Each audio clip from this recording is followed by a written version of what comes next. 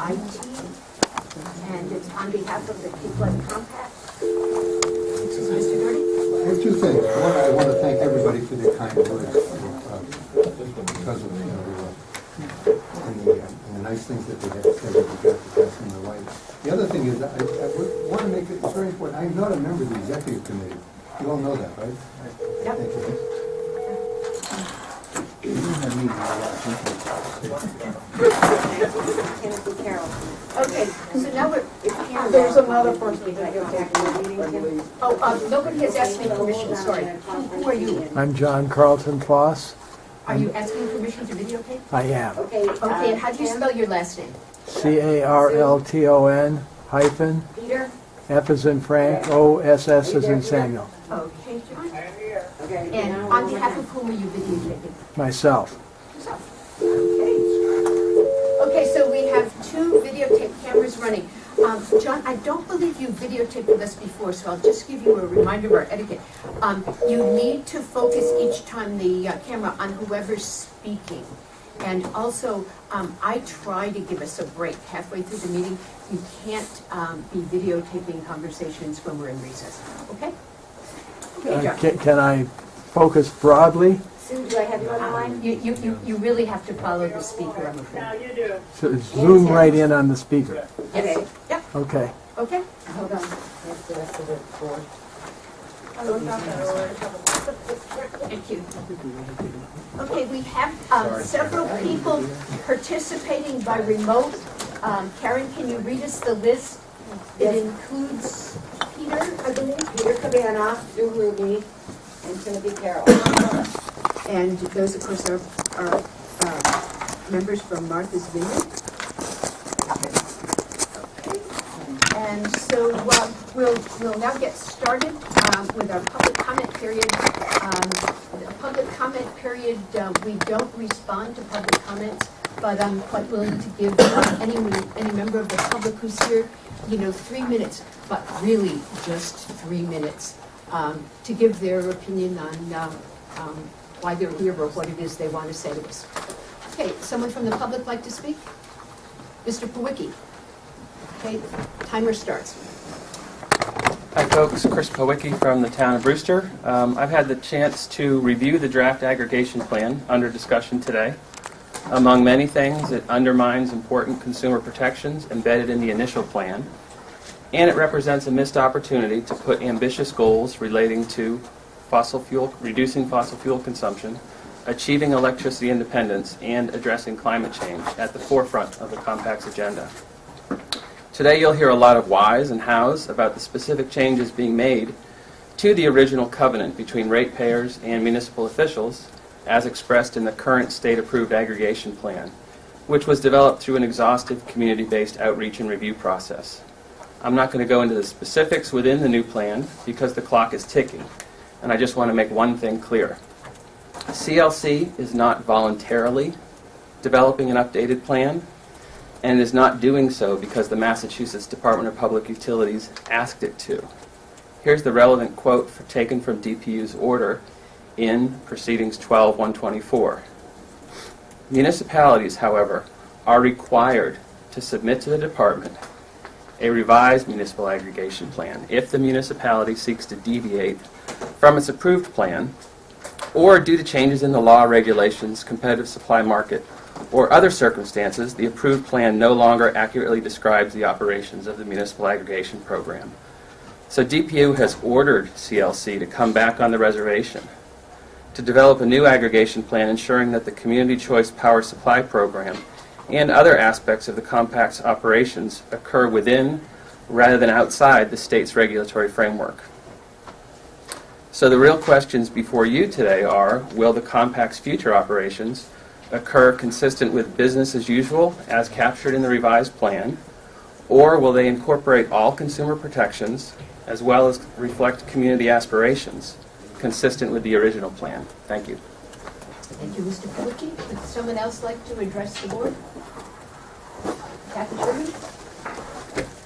Kathy Sherman from Brewster. I just wanted to say a few things. I couldn't articulate it nearly as well, but my concerns with the relationship between CVEC and CLC are a lot about what you do with my ratepayer money. But I want to, and a lot of times it is about legal costs, but I do want to remember to thank what lobbying BCK may have done on our behalf or litigation, whatever, in terms of not shifting unfair costs onto the small business and residential ratepayers.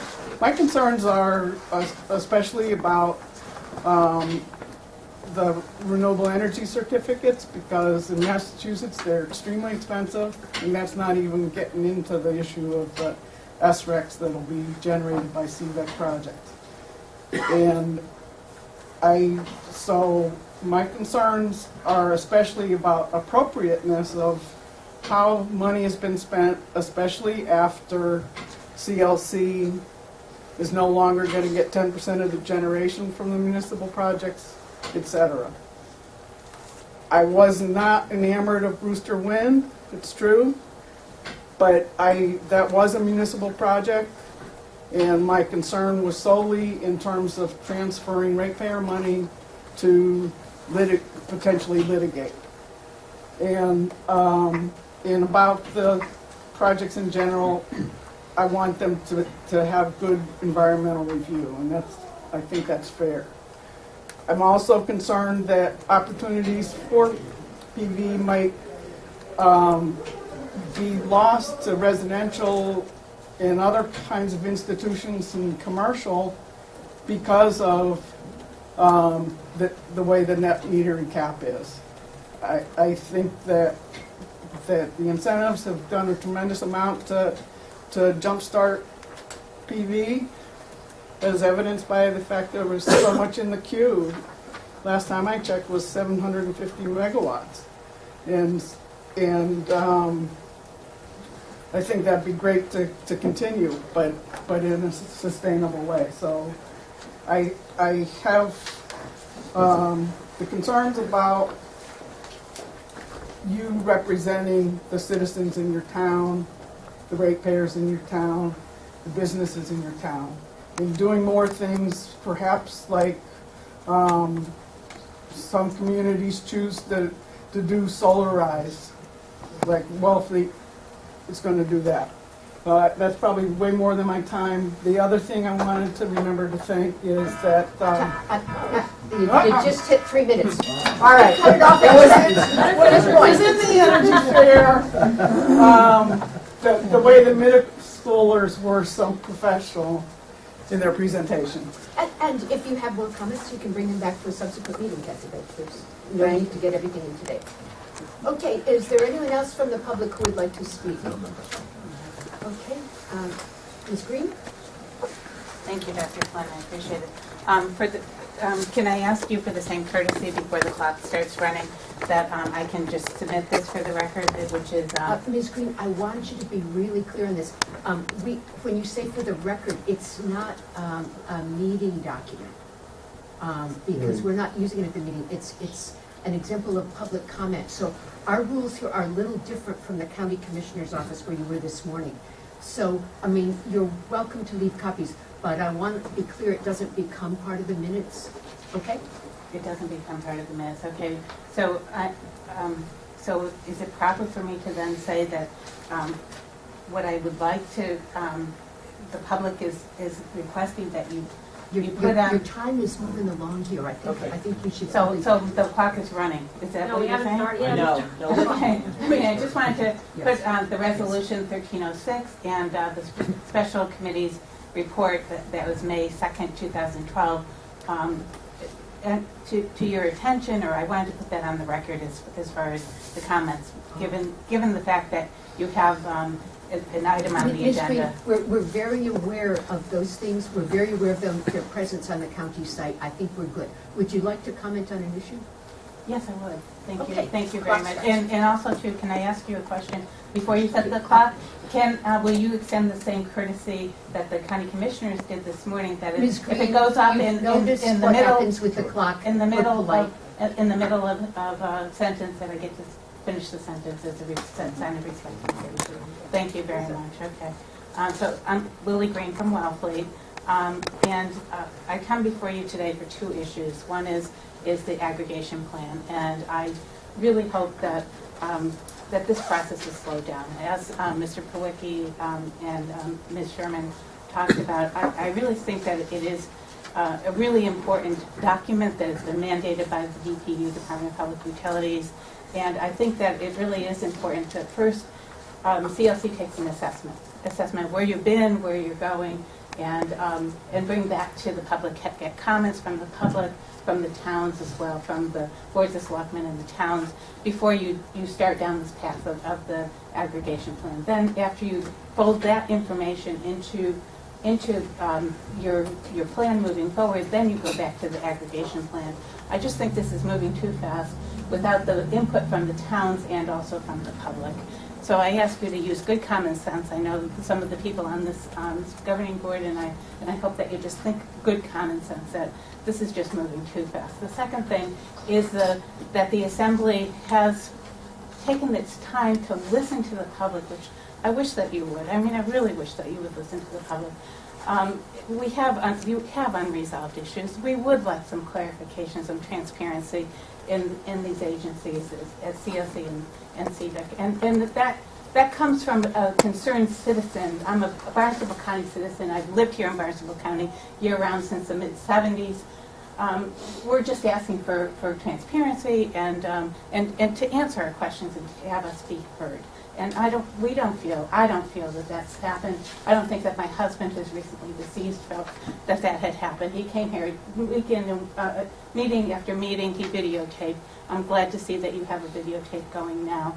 But what I say to you is that the Assembly of Delegates did listen to the public. They did convene a special committee. They thought maybe it was 1 or 2 meetings. They wanted to take a look at the validity of what the public was saying. They met for 10 sessions, and they issued a report, which was, and there was a resolution, as you know, 1306, that was voted on at the last meeting to refer this matter on to the Inspector General and the Attorney General. They took this seriously. Those are representatives from 15 towns in Barnstable County.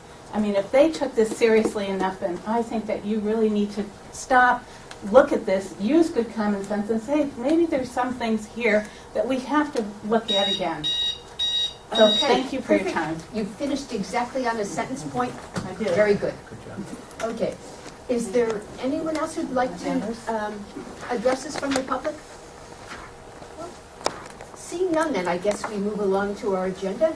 Thank you to members of the public for commenting. We move on to our secretary and the approval of our minutes from last meeting. Thank Floor you. goes to Mr. Wurst. That's very good. I'd like to present for review and approval the minutes of the November 20th, 2013 open session of our Cape Cod Compact Board. Everyone has a copy. Okay. One comment.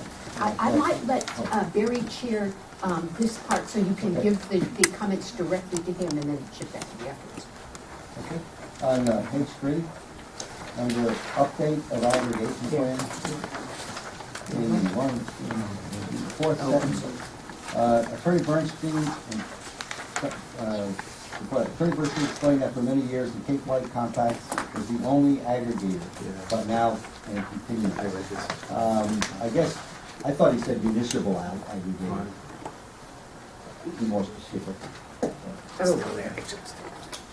that sounds right, yep.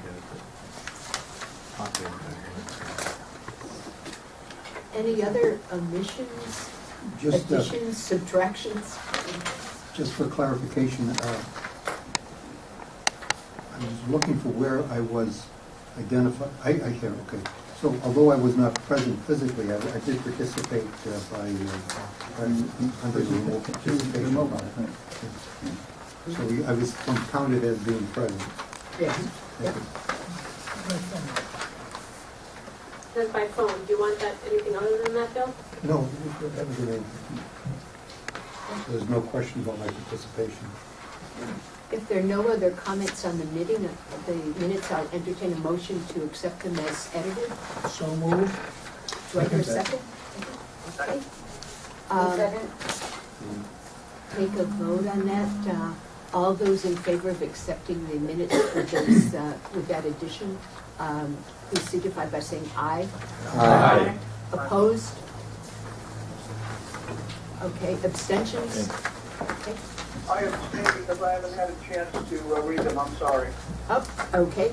So we have one abstention from the Vineyard on that. I wasn't Oh, present. and Dick Elkins, yes, we can scarcely be bothering you with approving these when it's your first meeting. Which, of course, brings me to our new face in the room. This is Dick Elkins. He's the new representative from Wellfleet.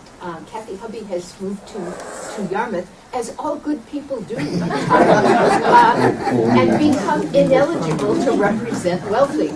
So anyway, we welcome Dick, and if we could offer him the list of home phone numbers and emails, and if you want to chat with any of us and ask for information, do contact us. We'll have a few weeks before our next meeting. Okay, so now we move on to our first business item of the day. That's a presentation and discussion on, and I know many of you are interested in this, proposed updates to the compact aggregation plan and a potential vote. This is the draft version. I want to make sure that we're clear on this. This is, we have to make, okay, Mr. Doherty? I think it's important to state that it's not a vote on the plan, but rather a vote to put the plan into a hearing process. Yes. This is a draft of the revisions proposed to our aggregation plan. So I want to be clear about that. These are revisions to the plan. We'll be looking at those today. Then we'll be posting what we decide onto the website for public comment, and that will run for some time, I believe, until January 21st. So this is not a final document today. I know I've already had a question from a member of the public about this. No, draft goes up to website. Okay, and I'll turn the chairing and the attention of the meeting over to Maggie Downey, our executive director. She's going to be giving us a PowerPoint on this and focusing on the issues that are involved. Great, before, I have copies of the aggregation plan in its draft form. I think the board should, every board member has one in the packet. Sheila, would you just pass it to anyone in the audience that would like a copy of the aggregation plan? So, I'll get started, and again, as this is being televised, and there are new people and faces in the room, I'm going to cover some material that we've discussed at the last two meetings as well. So, the Compact Aggregation Plan was approved by the Department of Telecommunications and Industries, now known as DPU, in a docket known as 0047. In that docket, the department concluded that the Compact Aggregation Plan was consistent with all requirements contained in Mass General Law, Chapter 164, Section 134. It is a municipal aggregation plan. It's really critical because I heard some comments. This is not a community choice aggregation plan. The words community choice are used in one section of the aggregation plan, and it's about the power supply section, because that is a choice. It is a customer or consumer's choice to participate or not participate in the Cape Light Compact opt-out power supply program. But again, references to law and to terminology are really important when dealing with statute, and specifically when dealing with the Department of Public Utilities. The standard of review applied in DTE 0047 for the approval of the plan is still good law, and it was affirmed in a Lowell order. And Council is going to cover the Lowell order docket when we get into this in a few minutes in the presentation. So I'm going to walk you through all of the information, and then we're going to actually get into the specifics and go through some of the pages in the plan and the revisions. And if anyone, board members, have any questions, just let me know and stop, and we can discuss at that time. So again, why we are updating the aggregation plan. Is it updating? Is it a revision? I'm using those words interchangeably. We received a letter from the Department of Public Utilities on August 27th asking us specifically to determine whether we should file a revised aggregation plan to reflect current structures and operations. And the word revised is in the letter. Letter's on our website as well. Consider removing all obsolete references and to comply with any applicable laws, regulations, department precedent, and at that time, the forthcoming Lowell decision. We also received a subsequent letter on October 30th from the DPU because members of the public were saying, what's going on? Are you still a municipal aggregator? Affirming that, in fact, this is not a new plan. We have an approved aggregation plan, and you are authorized, Cape Light Compact, to conduct your business as a municipal aggregator under Massachusetts general laws. The compact has not been asked to prepare a new plan by the Department of Public Utilities. We are following the letter of the law. We are doing exactly what the Department of Public Utilities has ordered us and told us to do. And as part of that process, it is to do revisions, as I said above, on the current structure of programs and operations for the board. Consideration of new objectives, power supply programs, additional renewables. Programs are not part of the Cape Light Compact's aggregation plan. In fact, the Lowell order went over what should be in an aggregation plan. Our aggregation plan, I'm confident, contains what the department is looking for in a revision, and changes to or new programs such as energy efficiency or renewables are things that are come to the board and are policy and are handled outside of the aggregation plan. You wouldn't put something in the aggregation plan on a program that could become, for example, on energy efficiency program, that a year later could become not cost effective. So you would be then inconsistent and have to file a new aggregation plan. Again, that's not the department's intent. The department's intent is very specific on what should be in the ag plan.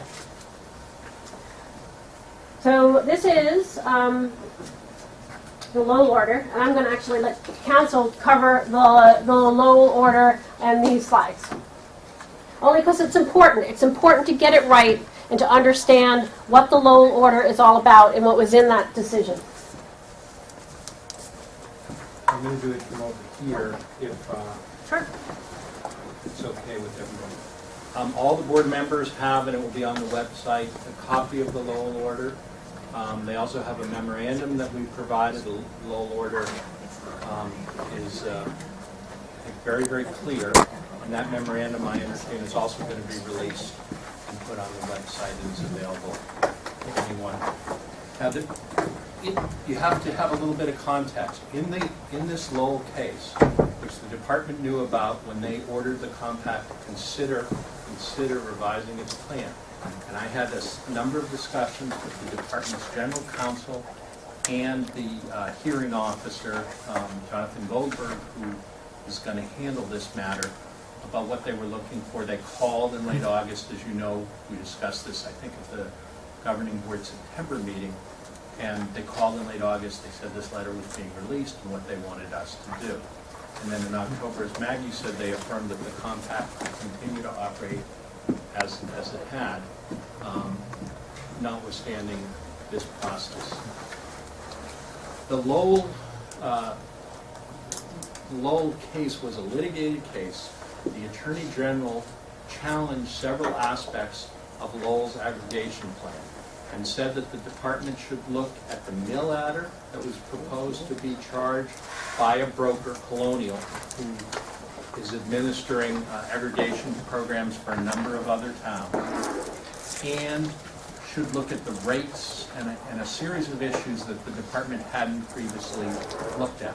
And in the Lowell decision, the department squarely rejected that and said it's not part of our jurisdiction. It's not what we do when we look at an aggregation plan. And they said the standard of review that dates back to the compact, for a long time, the compact was the only municipal aggregator, going back to DTE, the department's predecessor, the Department of Telecommunications and Energy. For a long time, that was the only decision, and it set forth what the review of an aggregation plan was going to look like. The department has never had before it a revised aggregation plan. This is the first time. One of the questions that Lowell presented, and I'm taking things out of order, is Lowell said, the Lowell proposal was, if we don't like our rates, we'd like to stop and send everyone back to basic service and then reinstitute our aggregation.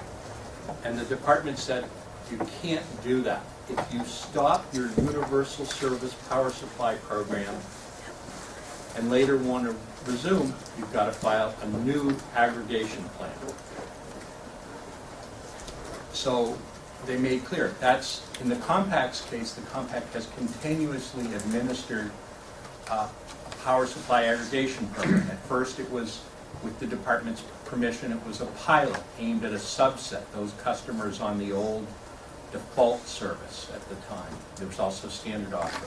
Then the compact expanded it to provide an option to all customers on an opt-out basis.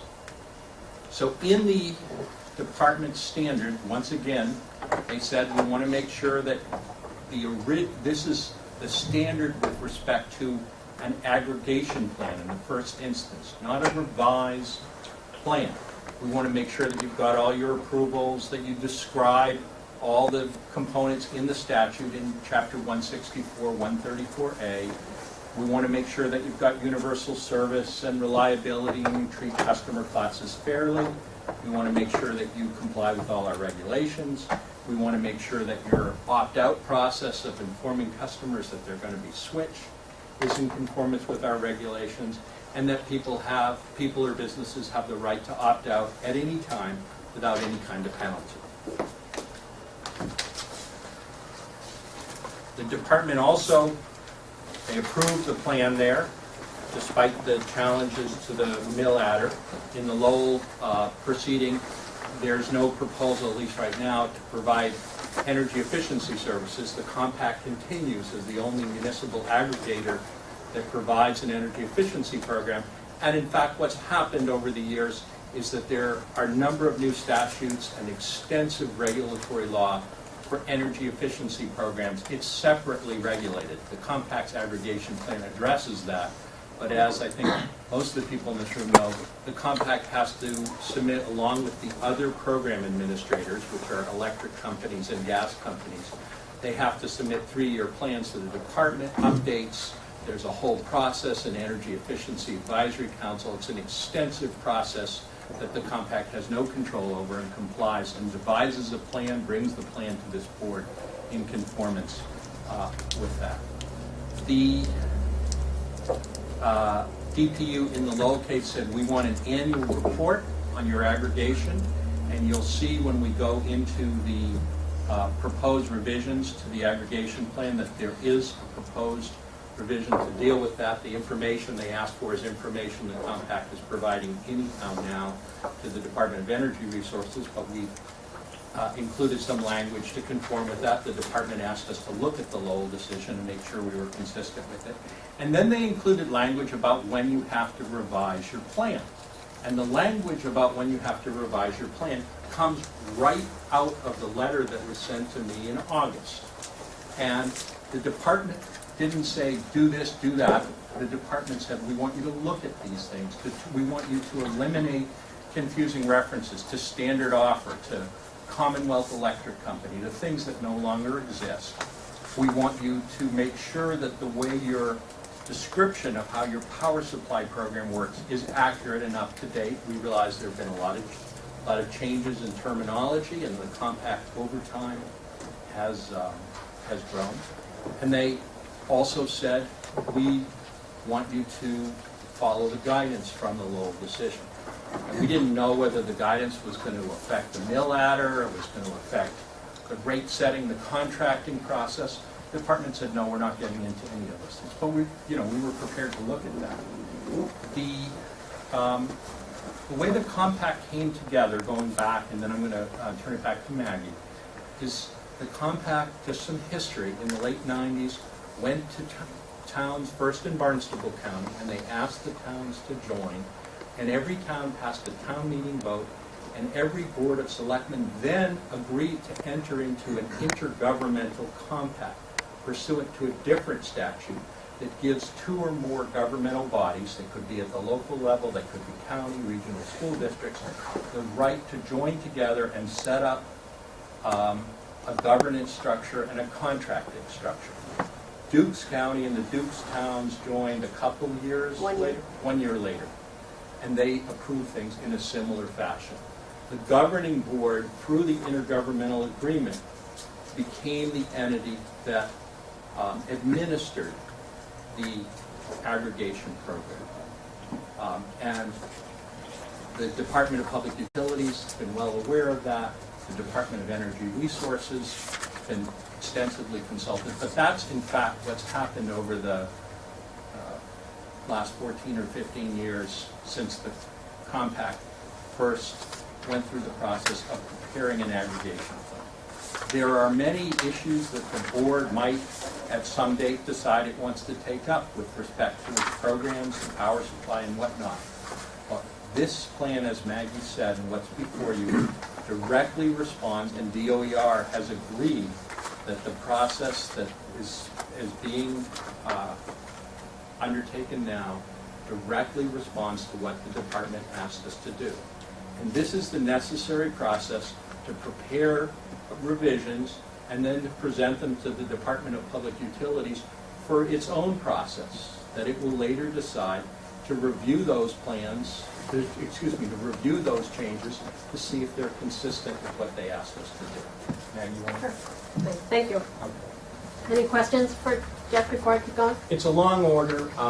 You all have the memo. I'm happy to answer questions individually. I remind you, though, not to email the entire board if you want to ask me. And remember that it's available on the website, so you're welcome to look at our website, or you're welcome to look at the Department of Public Utilities website and read it. It's 74 pages. So again, let's go back a little bit to remind everybody about the process. The letter was received from the DPU, it was dated August 27th. Your next board meeting was actually September 11th, and where you discussed the process, what to do. You discussed the letter, and you discussed a process on how to consider reviewing. You also acknowledged first and foremost that their compact no longer reflects some current operations due to legislative and/or market changes, and it was full of obsolete references. You asked staff and council to review the aggregation plan and bring back a red line version for your discussion purposes. The document was reviewed by all staff, all of the CLC managers and line staff. They had input from council as well. I also informed all 19 of the 23 members in a presentation that I've been giving to all of the towns. I have 3 towns left that I have to do. They're going to be after the new year. So everyone is aware of what we're doing. We're required to consult with DOER. You guys were aware of that. The board would then vote and release the proposed aggregation plan and open a public comment period. So you're voting to accept the revisions and then open a public comment period. And then you would vote to accept the final aggregation plan and then submit it to the DPU. So again, this is a process that you guys have been discussing since September. It keeps getting refined. It got refined from September to your November meeting. But this is not a new process. This is something that the board's been discussing for the past 2 meetings. The overview of the proposed changes before we get into them, and we will go through these. Again, delete obsolete terms and references. So you will see in the red line version, all of the obsolete references, standard offer, Commonwealth Electric Company, all personal names and references have been removed. The procurement process, this is the most substantive section that was revised to reflect the dynamics of the electricity market. Again, it's the power supply contract procurement process was changed to revise the appointment of a chief procurement officer with the authority to procure and contract for power supply after coordination with staff, technical consultants, legal, and select board members, consideration of possible additional contract provisions to exceed RPS requirements, and updates to the board on proposed procurement process and results of the proposed procurement process. I sent you the document last week with a cover memo highlighting the changes and asking for you to be prepared, which we will do, as I said, at the end of the meeting shortly. We also, per your direction, changed the mill ladder to operation ladder to better reflect the use of the funds. You agreed to have us draft text to voluntarily establish a policy for the operational ladder, such as so that your unreserved portion of the power supply balance never exceeds a certain amount. We discussed these 4 bullets at your November meeting, and you will see them incorporated into the red line version of the document that you have in front of you. Expenditure operational ladder fund shall be through the budget appropriation process. add a requirement for the preparation of the annual independent audited financial statements. We also codified that all funds are included in the Barnstable County fiscal audit as agency funds. And consideration of the DPU 12 Lowell decision is also in there. Again, the top 1, 2, 3 bullets came from your management letter in your financial independently audited financial statements and are in the text. We also updated the energy efficiency program section just to reference the Green Communities Act and other administrative requirements, all cost-effective programs, 3-year plans, and that each of the energy efficiency plans are reviewed by the DPU. Again, keeping it at a policy level, not getting into program specific on energy efficiency, but a broad context on a policy level. So the next steps, I consulted with the Department of Energy Resources on the red line version of the plan, as we discussed at the last meeting. 2 things. One, they affirmed that this is a revision to the plan. This is not a new plan. They will be looking at the revisions to the plan. They also, discussed the process, which I'm going to get into right here. They were supportive of the process that we outlined on how we're proceeding. So that's the initial consultation with DOER. That's next step. The next step here today is the board to vote on the release of the proposed updated aggregation plan. So I hope today to have a vote that I drafted for you, and hope to have any other further edits so we can clean up this document and get the red line version out into the community. So public comment on the proposed aggregation plan. It's the holiday season. It's a very busy time. I'm recommending that you extend the comment period out to January 31st, 2014. That allows sufficient time for the community to review the document and to comment on the revisions. And again, board members are seeking comments and a letter of support for revisions to the aggregation plan. The aggregation plan, I will be sending it out to each of the boards of selectmen through the town manager, so all of your towns will have a copy. And I strongly encourage you to make sure that you go back to your appointing authority and discuss any comments that they may have. They can give them to you, provide them to you, they can submit them independently, but you need to make sure that you have that dialogue, or at least touch base with your appointing authority that you are moving and representing their interest in the update. There'll be a final vote on the aggregation plan. One of the things we'll talk about today before leaving is when you're available to meet in February, at which point that will be when you vote to accept and finalize your updated aggregation plan. That would then be submitted to the DPU. It'll be a docket. A memorandum of law will be submitted with it, as well as all of the public comments will be part of our exhibits as well that we will be forwarding on to the DPU for their record. So the next part, I just wanted to, I'm going to propose, and hopefully this will work. I'm going to touch on the 2 sections. As I said in my memo to you that covered the document, there are clerical updates, there are operational updates, and there are legal updates. That's the way I've categorized the red line version. On the clerical updates, I don't want to, if we can, just to move this along. If you have any comments, if there's a spelling error, if there's a comma in the wrong place, if I didn't catch a name that should have been changed, an obsolete reference, I don't know that we need to go through them page by page because they're throughout the document. I would just ask that you send them to me individually. The forward and the purpose of the aggregation plan. The letter is from Joyce Flynn, some consistency in the document. You're welcome to send Joyce your comments. And then the purpose of the aggregation plan is actually in front of the aggregation plan. And the edits that I made there will tie to the operational updates I'm going to get to right now. So that being said, I'm ready to get started. Bill? Just so I'm clear, you mentioned that there are only 3 towns out of the whole of the Cape Light Compact membership that have not you have not made a presentation to? Correct. Okay.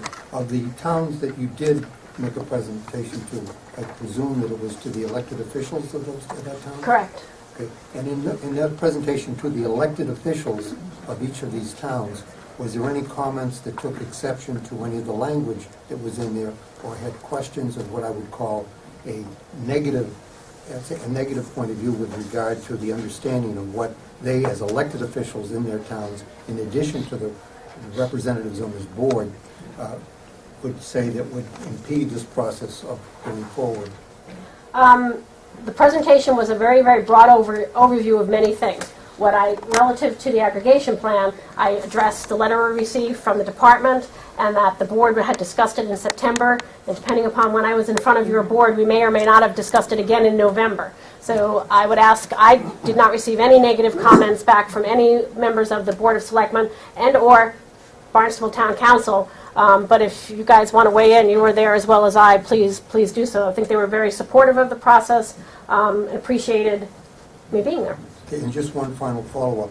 In normal process, for a letter of requirement for a public hearing interval, I believe that the law allows or requires a 30-day interval between the time that an item is posted for public comment and the time in which it would be referred back to that body for votes. In this case, from what you've said, we have been reviewing this in terms of a general document beginning in September, which suggests that if you go to the end of January, it is a period of 120 days overall that this Well, a couple things, Bill. update. This is not, we're not required to have a hearing, us as the Cape Light Compact. The low order, forget what page it is, Jim Kinsella and I were looking at it the other day, does say seek citizen reviewer input. That's the purpose of having public comment. It didn't define a period of time, so you know me, I am not mathematically challenged, but I do not believe now till January 31st is 120 days.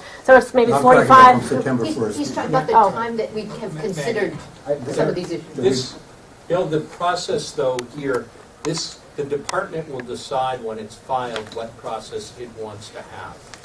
And the department's never had revisions to a plan, not a plan.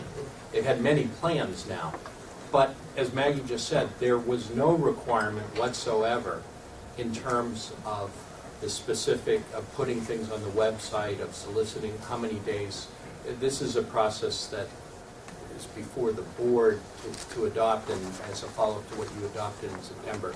But there's no statute, no regulation, and nothing in the department's directives about these kinds of things, other than to have a public review process. Okay, I guess that I want to make the point that there has been what I would call an effort to make sure that the public process and opportunity for the public to become engaged, involved, and to comment has been, at least an honest attempt is being made to do just that. And the concern that's been expressed by constituents, at least ones that I've seen, that the public be engaged and involved. The fact is that there is an opportunity for the public to be engaged and involved, and we would welcome, and I don't know of any member of this board in the time that I've served on this board, that would not welcome public comment, and each of us have the opportunity to hear that, and each of us, and in aggregate, have the opportunity to incorporate what the public has to say that we could incorporate into the public comment that is there. And to me, there has been an effort to make sure that that time was available so that we could complete that process. Thank you, Bill. And before I just get into going further, I almost forgot. The revised aggregation plan, whatever further edits that you make today, will be on the Cape Light Compact's website. Staff is in the process of identifying a specific drop-down menu that tells you where the plan will be there, all the documents associated with this, and how you submit comments. So that will be on the Cape Light Compact's website. There will be a public notice that we are putting in the papers as well about comments. So there'll be it's a legal ad, a public notice. It's not a legal ad. It's a public notice that will be in the legal section of all the papers about the comment period as well. So, Can I just ask a question? Excuse me, just Ms. Green? Thank you. I appreciate that, Dr. Flynn. I just wanted to ask a question, Ms. Downey.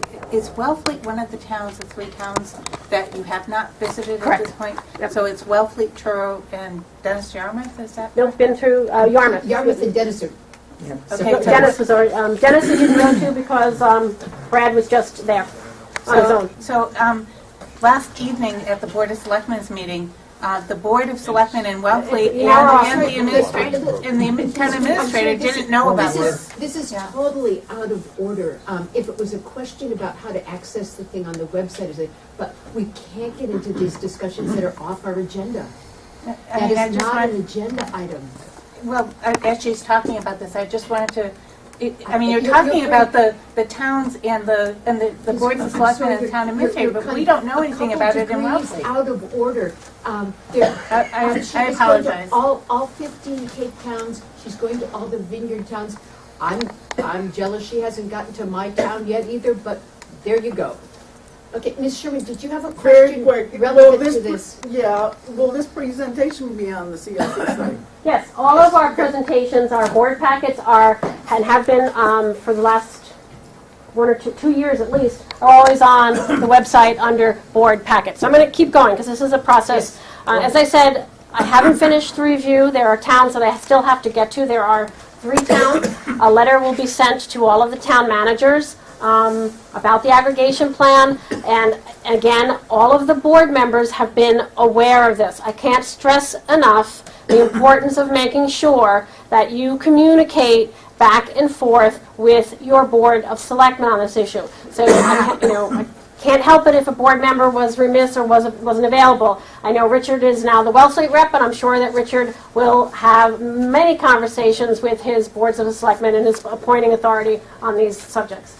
So with that, I'm going to turn to the operational updates. Can I just ask one quick question, just Sure. for clarification? So today's comments and anything that is done today will be on the website once you, about how long will it take, do you think, that today's work would be on that website for people to access? Depending upon how many edits you guys give me right now, it could be Thursday, Friday. If there are not a lot of edits that get in, it could be up tomorrow. Okay, But so the aggregation plan will within be... the next several days? Yes, that's the process. Maggie, if I might,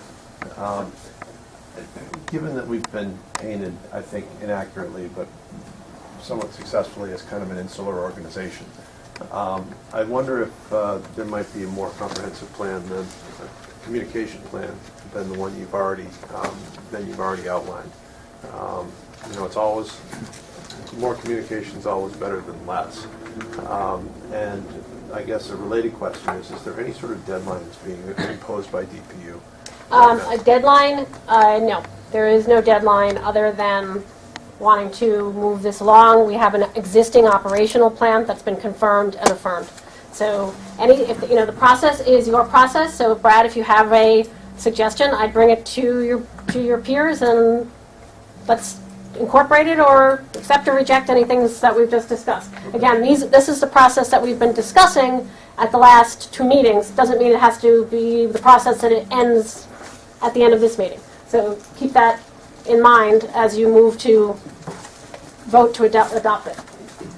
All right, so on operational updates, if you guys would turn to page 8, I want to walk you through the red line and edits. And again, as I said in my memo to you that accompanied this plan last week, I'm going to focus on the substantive changes to the plan, substantive revisions relative to changes in operations. Level 2. Meg, I'm sorry. Your last slide mentioned that you were going to go over the forward and the purpose, or are we not going to? Yeah, you skipped that. Oh, I'm sorry. The purpose, that's the easy one. The edits to the purpose are all incorporated under the operational changes. They're just mentioned in 2 places. So if we change anything here, which is again goes back to the timing, if anything's changed in these sections, I will have to go back and snag it in the operational section. The forward was a letter for Joyce to put into context. Again, when we drafted this plan, and I've said this before, I don't know if I was fortunate or unfortunate, but I was the one who was involved. I don't think that there is anyone else here anymore, maybe Barry and Jeff, that was actually, before Jeff, involved in the process since 1995. So we wanted to, I had asked Joyce to make sure that we capture the process, and we never thought this document was going to be updated. And a lot of it is created to initiate an aggregation plan. So without an introduction or a forward as to what we're doing and why, I think it makes the document very difficult and cumbersome to read. So the forward was added to guide the members of the public when reading it as to why are we doing this? If you don't have to do a new aggregation plan, why are you doing this? And it's expressly spelled out as to what's going on and why. I have a couple of questions on the purpose of the aggregation plan section. I don't know if we want to do that or not. Sure, yeah. Go ahead. Go right ahead. I'm gonna let Maggie take the questions Oh, since they okay. are her next time. So I was just a general comment in the two paragraph, the second and third paragraphs. My personal preference, and this is strictly a personal preference, but when we start listing items and responsibilities of organizations, to me, it's a lot more readable and user and reader friendly if they're bulleted rather than paragraph. I think it makes it a lot cleaner and easier to understand and follow. So Tom, can I make sure I'm understanding what you're doing? Again, this is going to be a pretty intense process, guys, so just bear with us. So the third paragraph, 1, 2, 3. All right, You we'll would start rather with see the those second bullets? paragraph, so I got two of them. Okay. The compact was formed in 97, second sentence, second paragraph. Mhm. Following 2 years of study, its purpose, among other things, Mhm. I would suggest first off that we incorporate into this paragraph all of our purposes, all of our stated purposes, and then bullet them. Is to represent consumer interests, bullet. Okay. Aggregate all consumers to Mhm. negotiate the best terms, bullet, etc. And then in paragraph 3, it's a similar concept. We list the compact, what we provide. All right. And again, perhaps, I don't know how much overlapping there is. It's just easier to follow and easier to read. Jeff, you had a question? If I were rewriting this from scratch, I might be much, Winston Churchill. If I had more time, I would have written you a shorter letter. But all the purposes are in fact listed later on. This was meant as a broad brush introduction. And so I think you're just making it longer. I mean, the formatting changes and things like that, we tried to the redlining was so that you could focus and people who are commenting could focus on what's being proposed to be changed. But formatting, there's time to My concern with clean that, that Jeff, and I thought of that. Yeah. As I was reading this, this is a general initial document, initial letter or page to help describe the remaining document. But I would imagine that many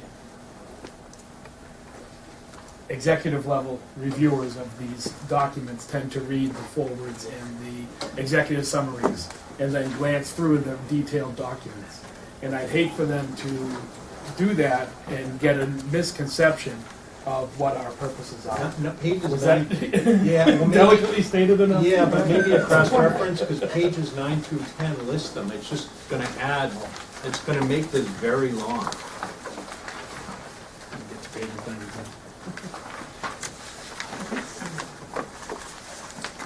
That's where they're bulleted out. Yeah. If you want them in the forward, I can lift them up. There's 12 of them. If you want me to pull them up into the purpose of the aggregation plan, What about a section reference? Yeah. would you rather have a That's section fine. reference? Okay. I'm not looking to I make this agree. longer. Yeah, I'm just worried I that we're agree going to that if somebody's gonna take this, take a look at the first part of it, which is not unusual. You tend to read the executive summary, you kind of get a feel for it. Having it referenced, I think, will probably be a good way to do it, because if it's there, it'll be easy to flip over. And not list one or two. If we're going to reference them, let's reference them all and not a lot of people. I will definitely do that. I'll add the reference, and I can bullet this, the second paragraph right there, because that just cleans it up. Any other comments on the purpose of the aggregation plan or on Joyce's letter? Ron? Thanks. I just wonder, we're updating a lot of things now, like Com Electric is gone and that type of thing, and now we've got N-Star in here. And we've got the Department of Public Utilities, which has been changed. Okay, these are the main changes. Many of the changes concern that type of thing in here. And I'm just wondering, at the beginning you say, the Massachusetts Division of Energy Resources, the first paragraph at the end, now the Department of Energy Resources.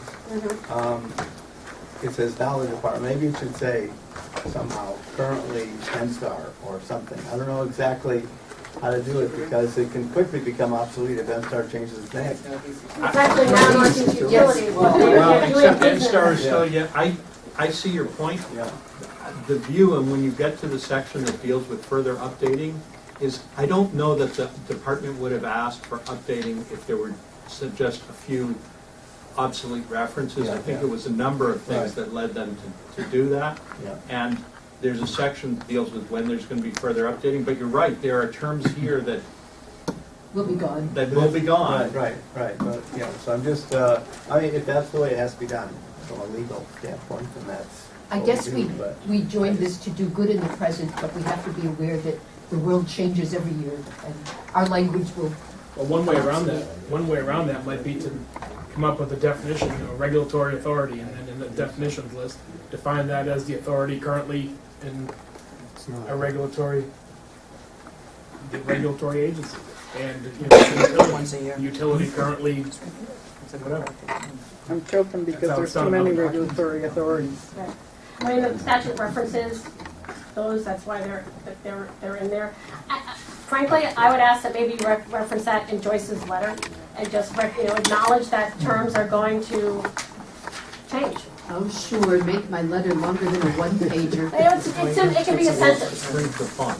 It can be just a sentence. We'll put it in a size 4 font. Yeah, okay. Two last very quick comments I had. On the second paragraph of the purpose, Yep. any individual has the opportunity to decline service provided. That's the theory behind coming and going, right? Yep, that's the opt-out. Yep. Right. So do we want to state that they have the option to opt in and opt out, or do we want to state that they can only decline service? It's voluntary for the town to, for each individual customer. Oh, you're saying to return, so to opt, okay, yep, good point. Yeah. And my last one, very quick one, is in the compact, the list of members.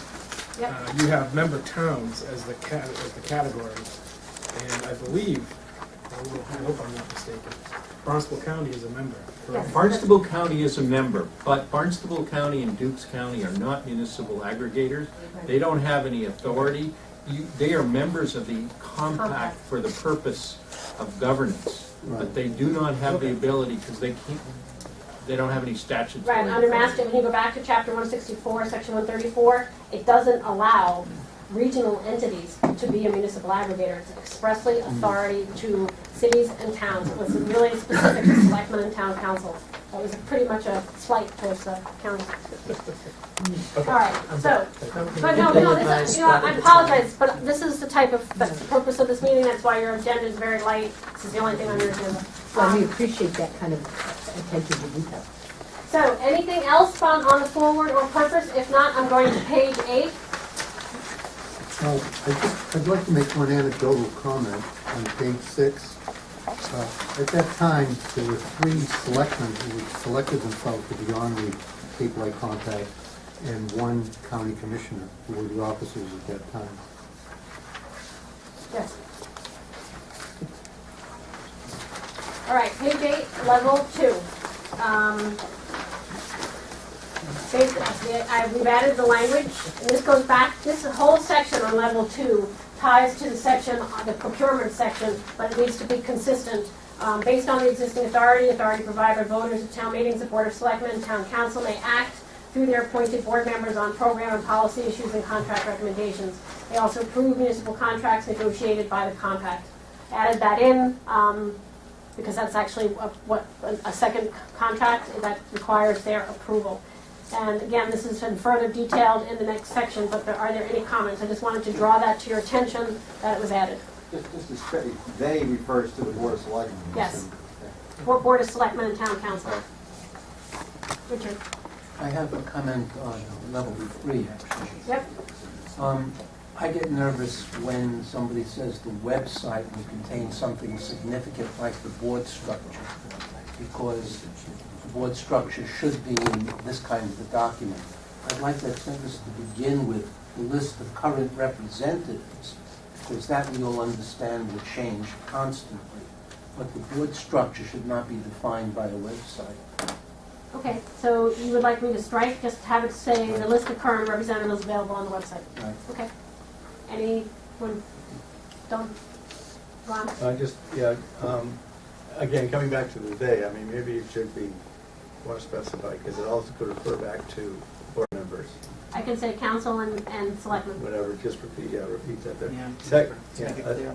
A second thing is that in level 4, the third line from the bottom, it says among other things.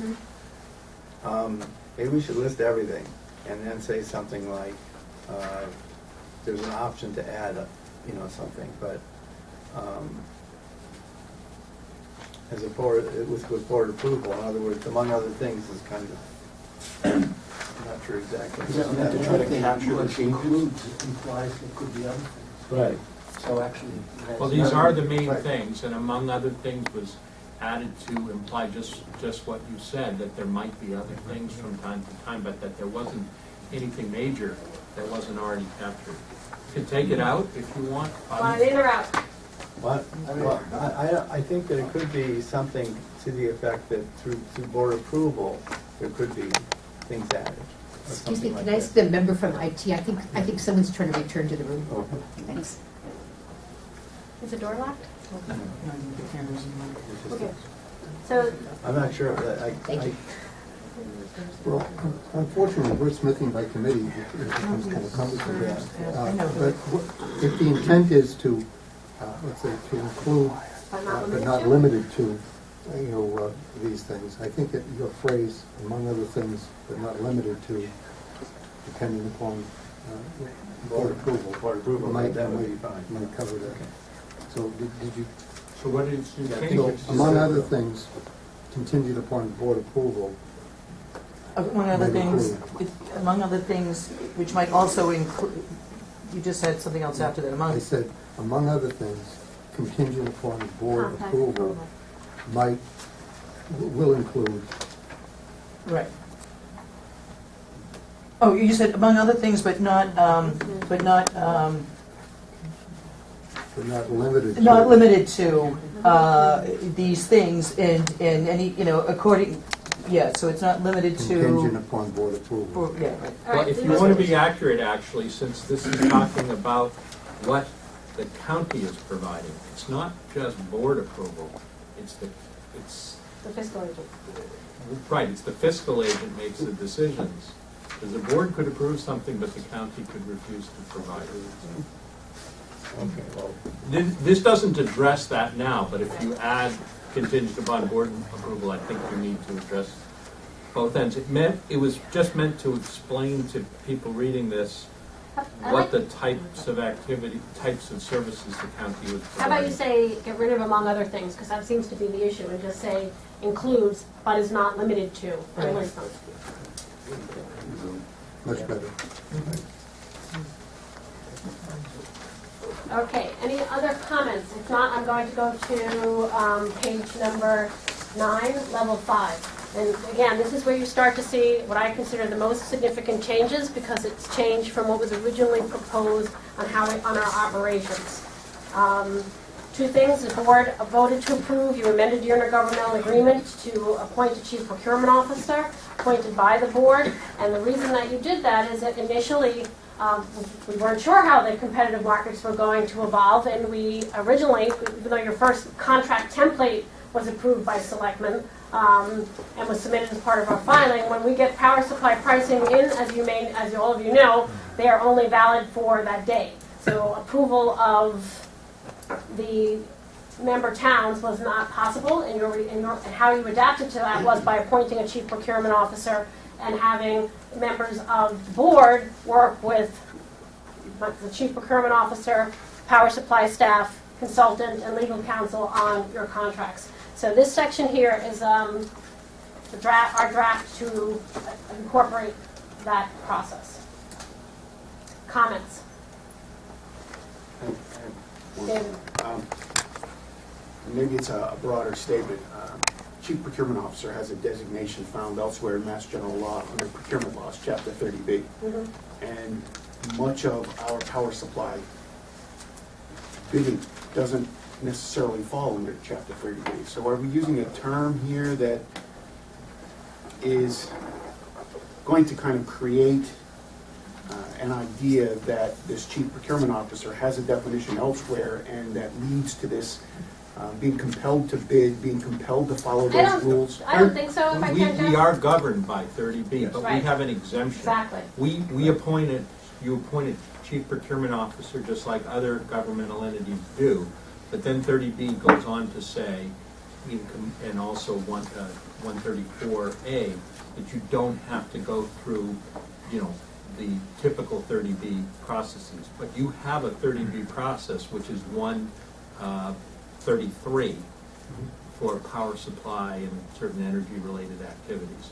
So I think chief procurement officer within the meaning of 30B, because I think the compact's taken a position that its chief procurement officer acts just like any other chief procurement And officer does. I think most importantly, David, the majority of the work done by the Cape Light Compact CPO is done consistent with Mass General laws. I mean, you go over all of the power, energy efficiency contracts, everything we do in the procurement far outweigh as far as the amount of time and how often it occurs versus a power supply contract. So I think that linking it to Mass General law is really key. Okay, then as far as designee here, you're kind of indicating that someone else could, under the umbrella of the chief procurement officer, which is traditionally how they operate within towns, could also be designated to kind of handle certain tasks up through the chief procurement officer? We don't do that. No, but it says here that you could. Yes.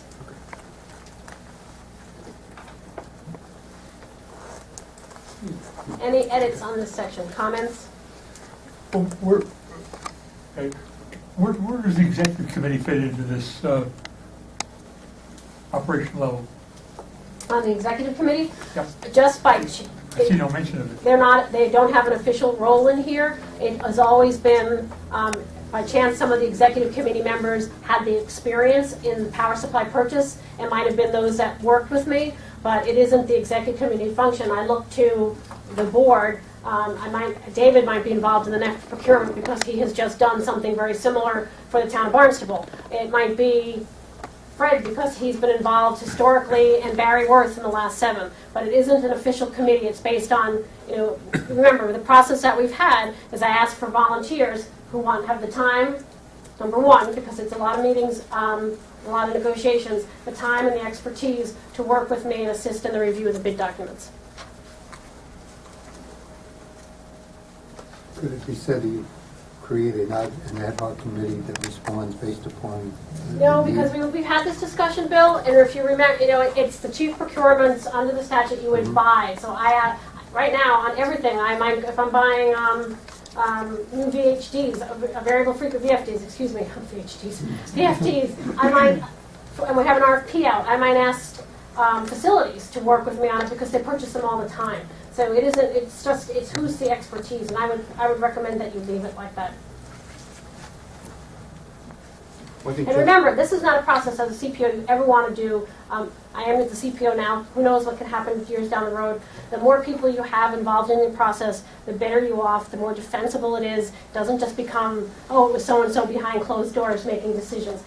It goes back to some of the comments and the insinuations that things have been done shadily.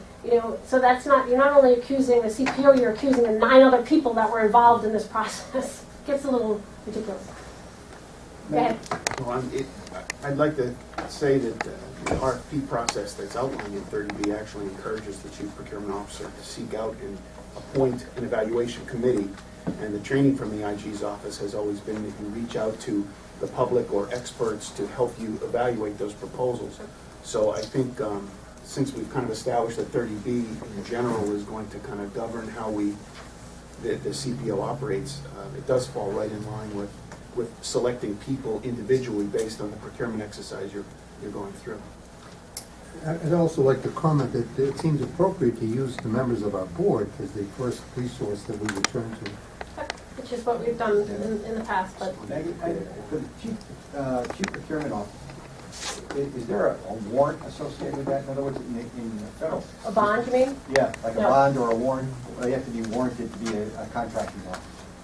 No, because actually, if you remember, and I'm really stressing you remember, for the county's bonds, all of these under the fiscal administrative services fall under the bonds authorized by our agent. And again, for this action, we're not procuring anything. It's so necessarily where I'm purchasing. I'm not explaining it correctly. All right, anything else on level 5, section page 9? If not, I'd like to move on to 2.2, which is the next section. It talks about the program operations and our goals. And again, I lifted this language right off of your last 5th amended intergovernmental agreement and dropped it right in here. Level 6 again, the 3rd line down in the last paragraph, that one paragraph. Again, we mentioned the declining supply service. I don't know if it's... Opt in and out. You want to make sure I have it. Okay. Thank you. And then, again, the next section, section 2.2, is right out of the intergovernmental agreement, so I want these things to be, I think, are fairly consistent from a program operations section.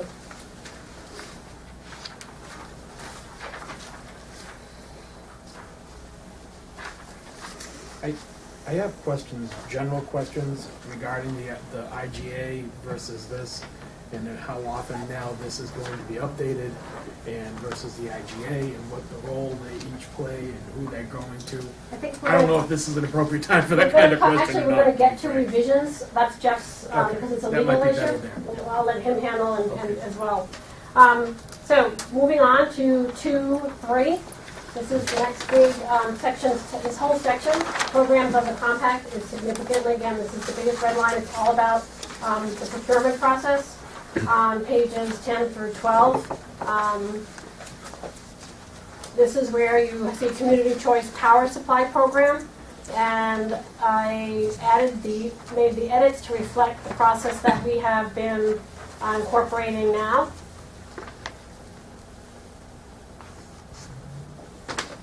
So if you have comments. And I tried to clean up the language about the 180 days because it's old, again, old versus new.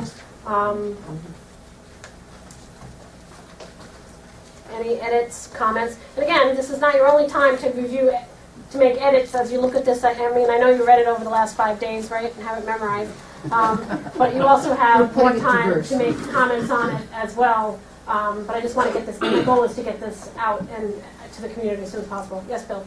Just a comment. Since we've already been involved with the establishment of CVEC, which is a cooperative, I see on page 11 we refer to your possibly recommending a cooperative membership in a cooperative organization.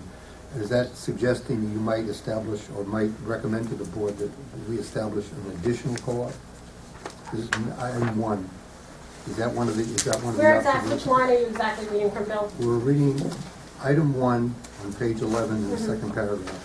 The CPO explores all available options for negotiating investments and conditions for electricity supply and development of renewable energy resources, including without limitation the formation of and/or membership in a cooperative organization to purchase or produce energy or RECs on both a long-term basis.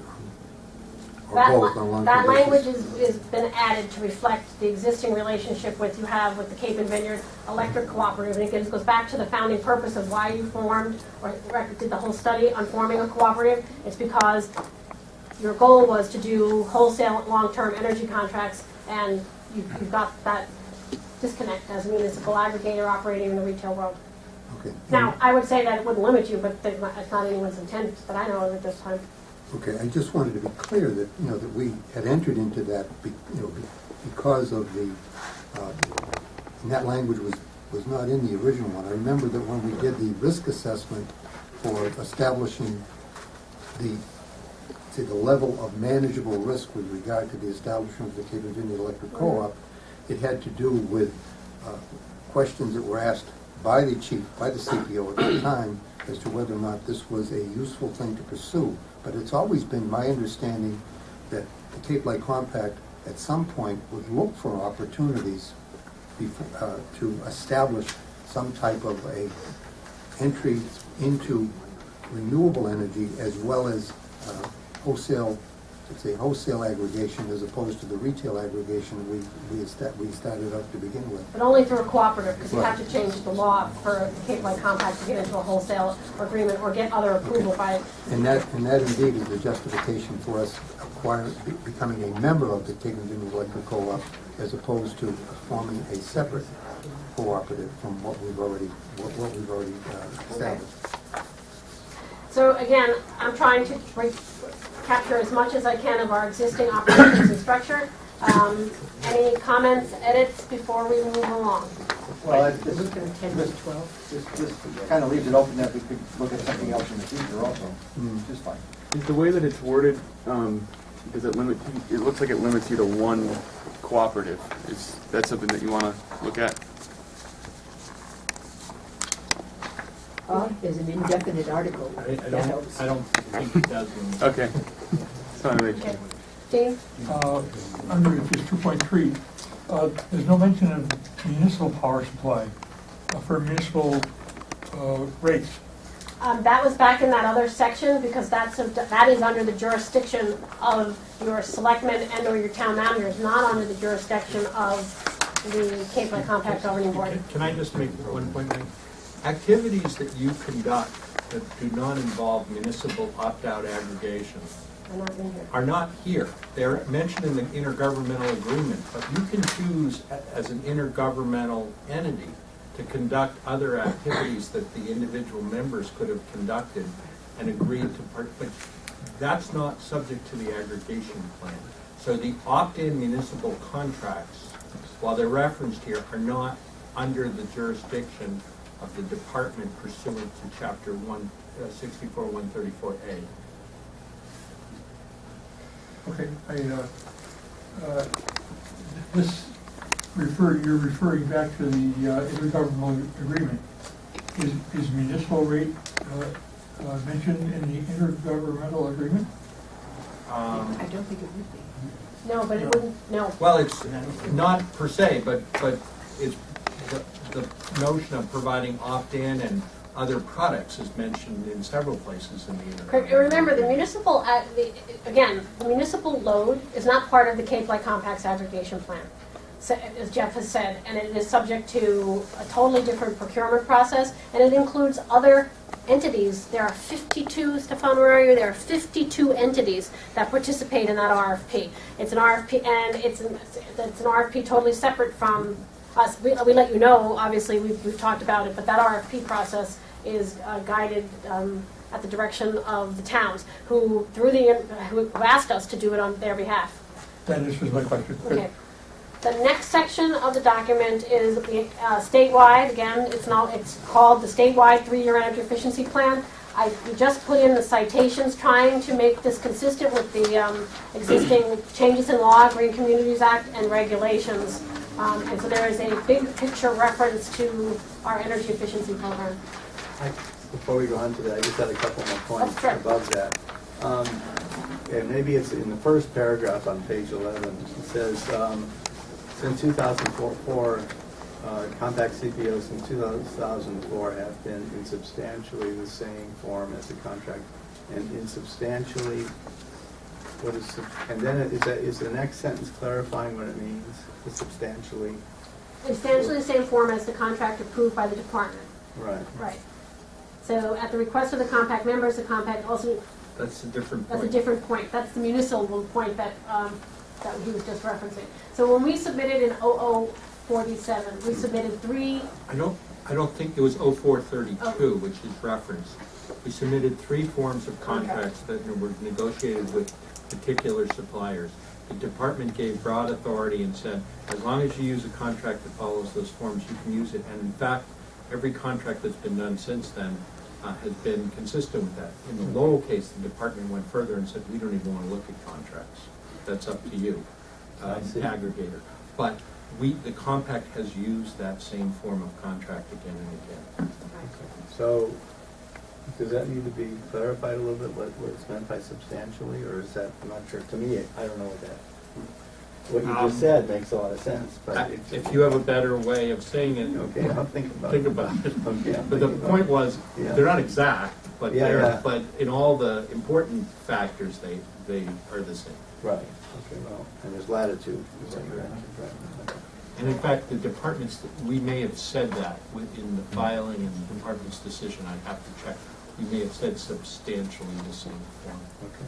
And then just one more thing, again, coming back to this NSTAR point, which is, okay, if we look at point 3, ongoing coordination with NSTAR, fine.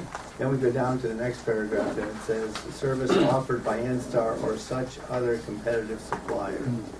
So there's an option for someone, in case NSTAR vanishes or something. I'm just wondering. It's actually, if you don't want to take their basic service, it's distinct. It's not even related to NSTAR. It's about choice. Right. It's not about distribution. If Dominion, if you want Dominion, you don't want the compact, you don't want NSTAR, but you want Dominion. Yeah. That's what a consumer has the right to do. I see. Okay. Other comments on that section? If not, I'd like to move on to 2.32, the energy efficiency, which again, the intent was just to make it consistent with existing practices and the laws that have changed and regulations since the Pacific, most importantly, the Green Communities Act. If I could ask just a general question. Many times when citing Mass General Law, you'll see language where it'll say as currently amended, because sometimes you'll get laws that wind up getting updated.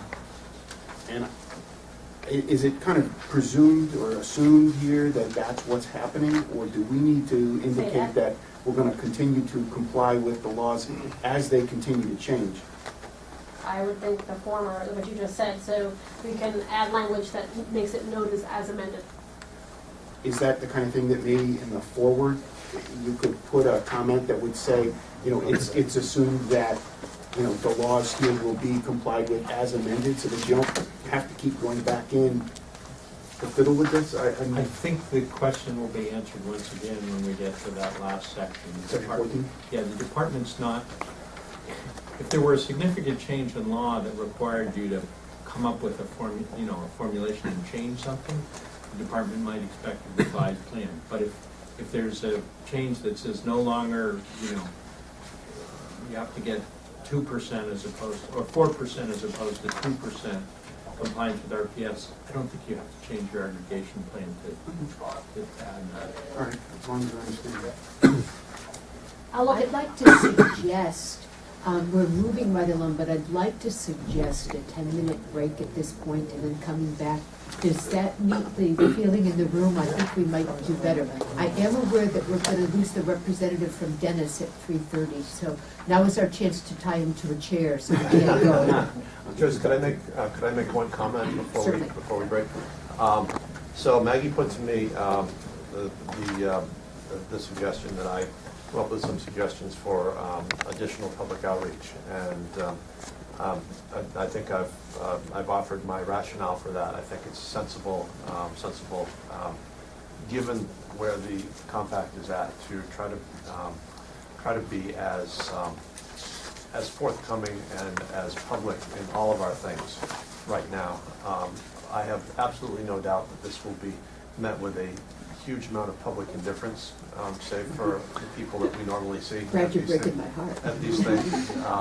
But I think it would be very beneficial for us to make the opportunity available. And I would suggest as something for discussion, perhaps 3 meetings, 1 in the Vineyard and 2 on the Cape, involving some member of staff who's familiar with this.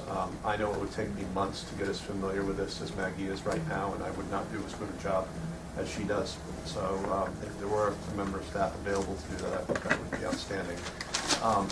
And in terms of when we would come back to vote on it, I would hope it would be the first meeting after these sessions were held and the results were made available to us. So it might be in February, it might be a month later, but I think we can do it. So do it relatively expeditiously. Okay, did everybody, remote people, were you able to hear Brad's comment?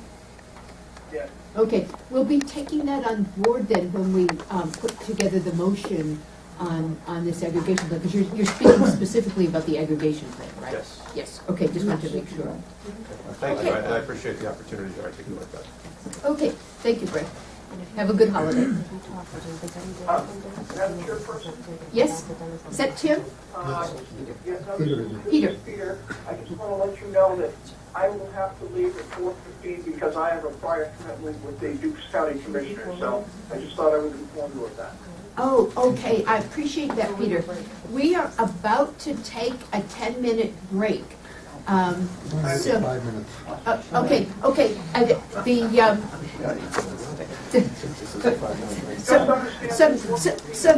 some gluttons for punishment here are saying 5 minutes. But we do understand, we appreciate the advance notice that you're gonna have to leave us at 4:15, even remotely. Okay. And we hope you go forth and represent us well at Dukes County. So I'm going to come back at section 2.32, guys. So we're going to come back to the bottom of page 11, 5 minutes, because otherwise. Okay. There's caffeine, as you know, downstairs. I have some issues on the chair, but I will It's our forward the chance rest for of my power comments moves. after the tree meeting. Thank you. And Okay, well, thank you for having me. I Always a visit pleasure, more Sheila. often, I You promise. gotta come more often. I will, Yes. I will. Thank you. No, We'd it's, like that. it's good that we're here, because then we can know the story. So I've said it, but now any comment on section 2.32, I will work with actually council and staff on how we make sure that the language on consistency with the law gets captured. Any other comments on the energy efficiency section? All right, I'm going to move on, as I noted here, to section 2.4, staffing and manpower for the program. I just added language because, again, for those of you who don't remember, the mantra back in the late 90s was don't hire any staff, make sure you use existing staff to do multiple things, wear multiple hats. Well, that changed. And now, so I added it to strike out that they'll use existing staff, and to add language that specifically notes that who's funding what staff there are and how they're funded. Any other comments? The next, the topic continues on to the top of page 13.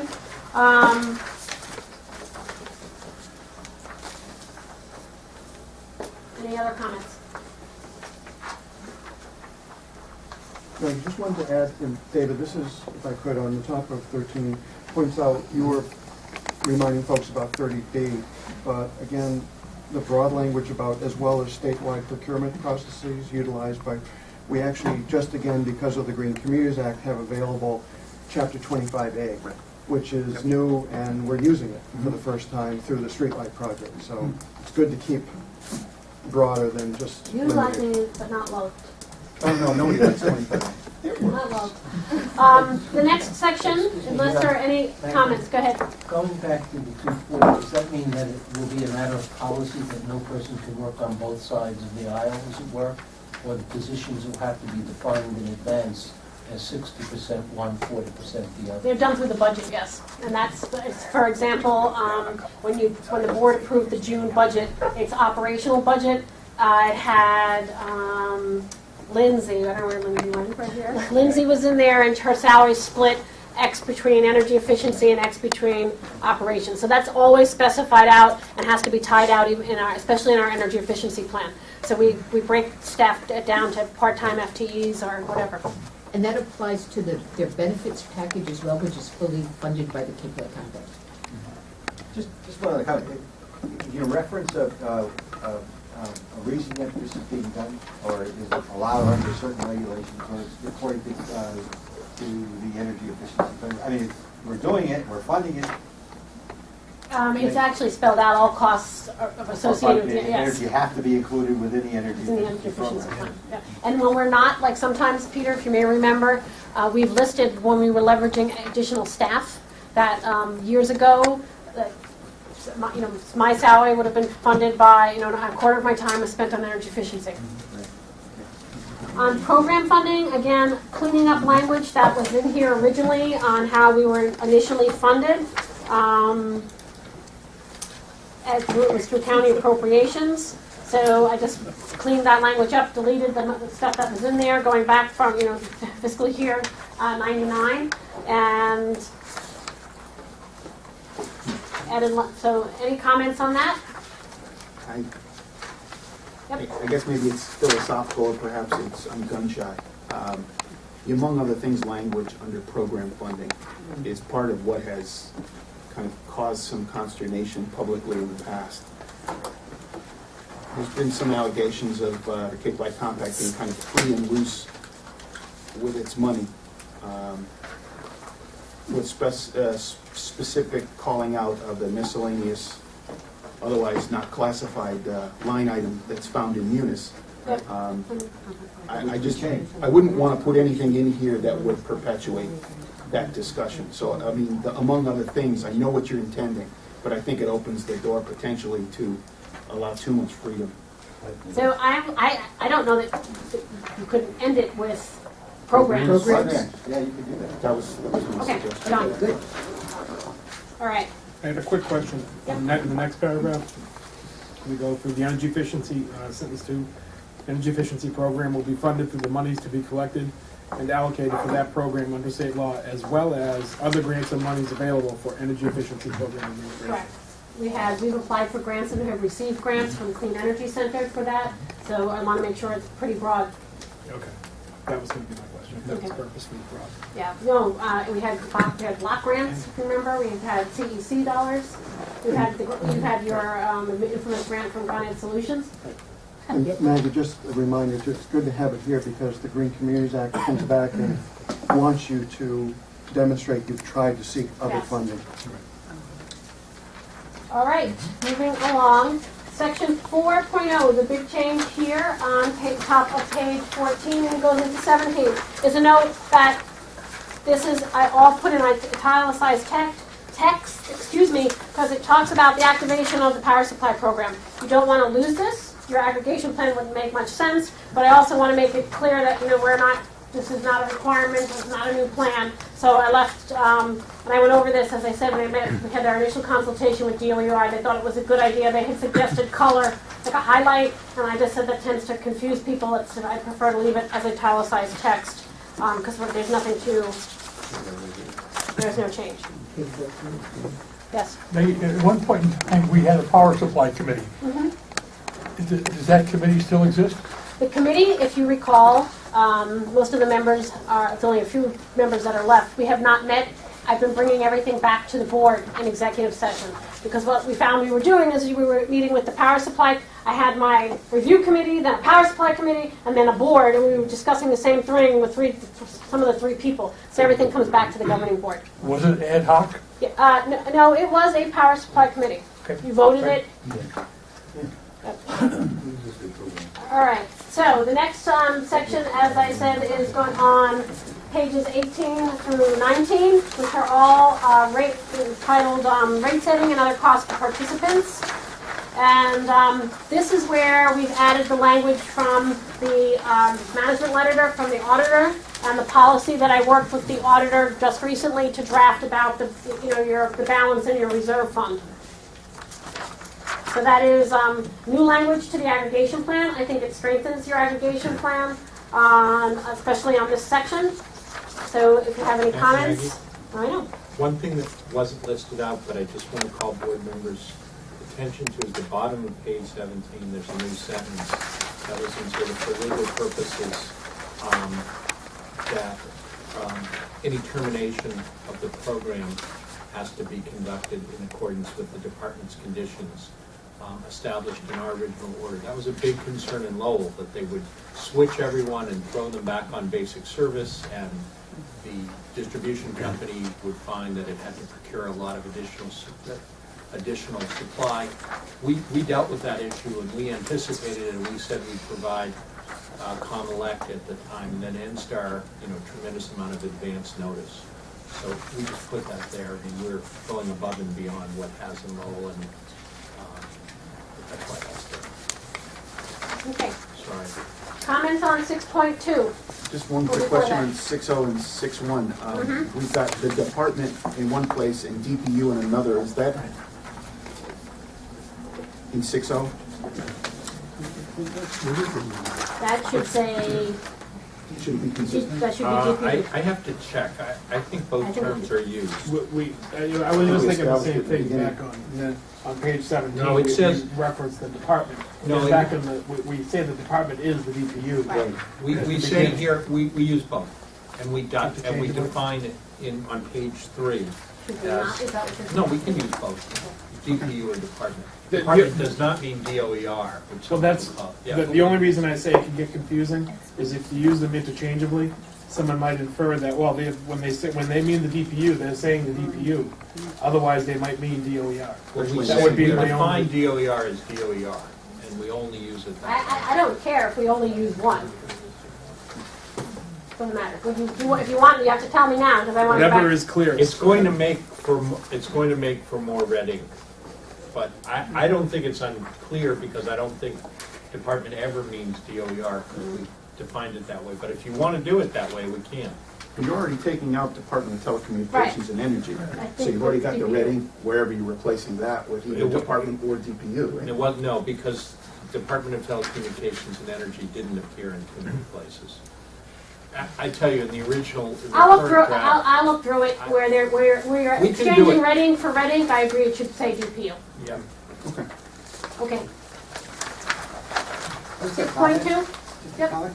At page 19, second to last paragraph. Yep. At the end of each fiscal year, any appropriations for the operation of the power supply reserve fund as well as examination of the power supply fund itself will be subject to review by an independent financial auditor. That's what we're doing. Right. At one time, I know you mentioned this a while back, we review what's coming in, and there may be a time, is it feasible that we could not collect an adder at any particular time? Yes. Do we need to say that? I think that would be that would be specified in your remember, your independent audited financial statements, unlike a agency fund audit, list all your revenues and list all your expenditures. I mean, it's implicit. I don't know that it does anything, but it's up to you, Peter, if you want to think about it and work on language. Yeah. All right, the next section, customer billing, is just deleted everything in there because it's not appropriate. No, I just had, just a couple of points. One is on, in 6.2, and then back to 2.3.1, that there's reference to posting things, okay, and making them available to the public. I'm just wondering if there's a timing factor here. Do we need to put some kind of... Can you say where the original... Where are you? What line are you? I'm on where it says the 6.2, the second paragraph.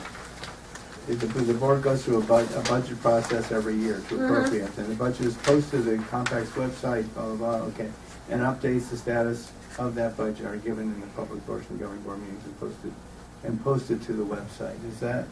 You mean, is there a timeline by Is there a which you time have which you want to, no, would we want to do it, I mean, I don't know exactly in I mean, terms of... the only thing I could think to add to get you into is consistent with the open meeting law. Right. I mean, we follow that, so it Yeah. could change, but The open meeting law doesn't require you to post all these documents on the website. That's you do your that. decision. But we post our meeting notices consistent with the open meeting law. Right, but that's not what this is talking about. Okay. This is kind of beyond that in terms of It's sharing. our budget. Right. That's a voluntary decision to post it to the website. If there's a public records request for it, you have to conform with it. I see. And use public record, but This kind of goes to that point. Is it, this, I understood earlier on that this is going to be annually updated now, right? The aggregation plan? No, this is a, Nope, and Jeff's going to talk to it. once every 3 years. No, there's no time frame, and Jeff will talk to that when we get to revisions and updates. This is just how we buy power supply, and all our programs will hang off that. Let me just check and see who used to. Very good. You should have everybody. Stay till 4:15. Let's see, Peter, Tim, and Sue, do we have you? Yeah, I do. Okay, we're missing one. It's only Peter. It's on you, because that was Tim and Sue. Peter Cabana. So Peter's missing. Sue is here. Okay, Sue and Tim, we've got you, right? Sue, I can hear. Peter. We've got Peter? Okay, so Tim is gone? Peter's there. Okay, we're not sure. Something just happened that sounded like as if we lost one of you, but I'm glad you're here.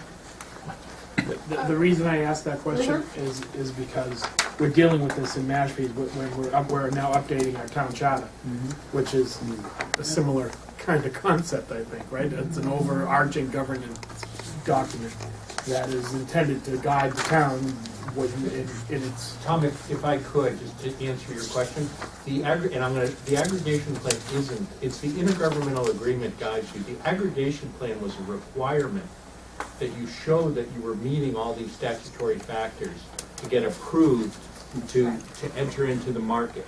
The department has now articulated a standard as to when things should be updated, but it isn't a living document in the sense that it's constantly being revised to guide your implementation of your power supply program or your energy efficiency program.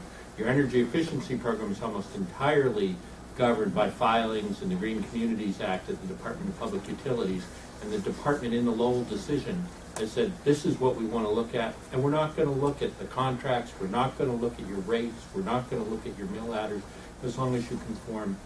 You know, this is the extent of our jurisdiction. So it is a bit different, I think, than what you were thinking about. What my initial concern is, and now I have a couple others, we can get into it some other time, maybe after the public review, but is, you know, I worry about when you get large, you know, seldom updated documents, when you start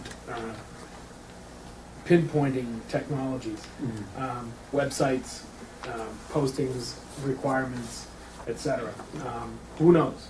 You know, if the compact is going to change its website, its web address 2 years from now, 3 years from now. Well, you know, if we're still going to even have a website, if we're going to have, you know, something else. I think if I you worry about this stuff. I think that's fair. If you make significant changes in the way that you're delivering, you're operating your your opt-out power supply program, or you need to come back with an updated aggregation plan. So my overarching point is, while I worry about that stuff, I don't know that we need to get to that level of detail in this document. It sounds like maybe we don't. Maybe that's something more appropriate for a more commonly and regularly updated document like an IGA. And that point probably dissipates down to several other issues beyond just how we do things. If you want to pull out the reference, specific reference to the website, that's you why will I say have to maybe find after it. the public That's review, fine. I will have been able to do that, but I needed to understand that a little bit more. I think can go we're getting through too it and pull out specific in many website points. specific. Okay, pull out. I get what you're saying. Technical website references and other technical things that are going to be subject to change. It's just consistent with what we're. And over the 7-week period, assuming this gets up in the next couple days or by the beginning, if the next step over the next, you know, as Maggie said, if board members find other things like that that seem too rooted in 2013 or 2014, take them out. Okay. But again, you just said we're listing the board members on the website. What are you substituting for that? I would leave it. I would leave that in. Well, I mean, this is where we're going. Where we were going in the charter discussion was we were saying that we would post them and to the appropriate billboard or I forget what it was. But then we had, again, and I'll go back to what I mentioned earlier, a definitions page where you can define these terms, and those definitions can be subject to definitions as determined from time to time by something like the governing board. So you can define a billboard in 2013 as the website, or we can define. I don't think the other department would be terms. too happy though with just saying, oh, the governing board's going to. So I think if you feel like a definition, if you feel like a term is just too rooted, then you ought to address it and come up with substitute language, because the department does want to see how we're doing how things you're doing now. things. That's the whole purpose. They wanted today asking us, are our operations And I guess different? if you make a decision, and you'll have to be monitoring this over time, and if you get rid of your website, or you do something, or you get rid, certainly your chief procurement officer, you better revise the plan. I mean, I'd take it so far as to stretch it out to this concept of, you know, we've heard many times that NSTAR may or may not be in place next year or 10 years from now. Maybe we should define competitive supplier. And in 2013, that's defined, whatever term we want to use, and then in 2013, that can be defined by this, and we use NSTAR those has said, general terms that don't require updates. they're going to continue to operate under this name, even though they're part of the Northeast Utilities Service Company. But what he's saying is, we can look at that. Let me just. I'm just trying to make a document that needs to be updated less often. Right. Right, but when when Northeast Utilities gets bought out by somebody else who isn't bound by that practice. My position, and again, when we get to it, is you don't need to update it for that. That's not, that wasn't, again, it wasn't the fact that you had Commonwealth Electric or Standard Offer Service in and of itself that triggered the department saying, to take a look at this plan. They were concerned with operations, and at the time, they didn't know what was going to happen in Lowell, and there was the possibility that Lowell would agree with the Attorney General's position, which was, you know, mill adder and getting into a whole bunch of things that the department said we're not going to get into. Okay, thank you. All right. 6.3. Wait, just one minute, sorry. All right, no, I know you're trying to move this along, yes, I agree. If the last two paragraphs on page 19, we're talking about, I mean, the compact operates on an annual budget, I mean, calendar year budget, and the county operates on a fiscal budget. We actually operate on both. Your energy efficiency plan runs on a calendar year program by regulation, and your operational budget is a fiscal year budget. You do July 1 to June 30. So at the end of each fiscal year, which is why it's wide open, because if you change your fiscal year, I don't have to change this.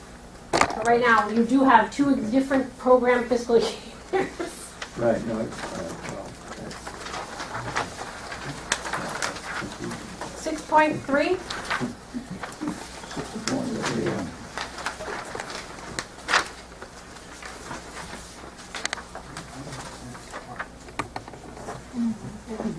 This is the last thing. Again, it's just consistency. Now, the last one, again, I'm cleaning up language here. The last comment for me before I turn it over to legal updates is on page 23.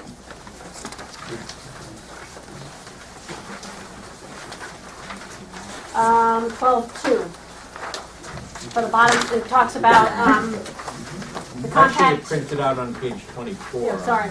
It does. 23 and goes on to the bottom. Yes, it is. Sorry, the top of 24.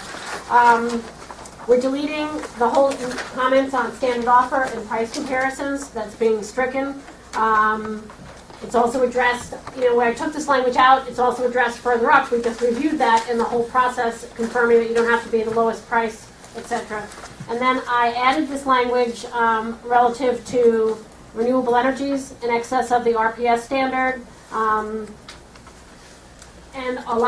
incorporating in our opt-in green power program.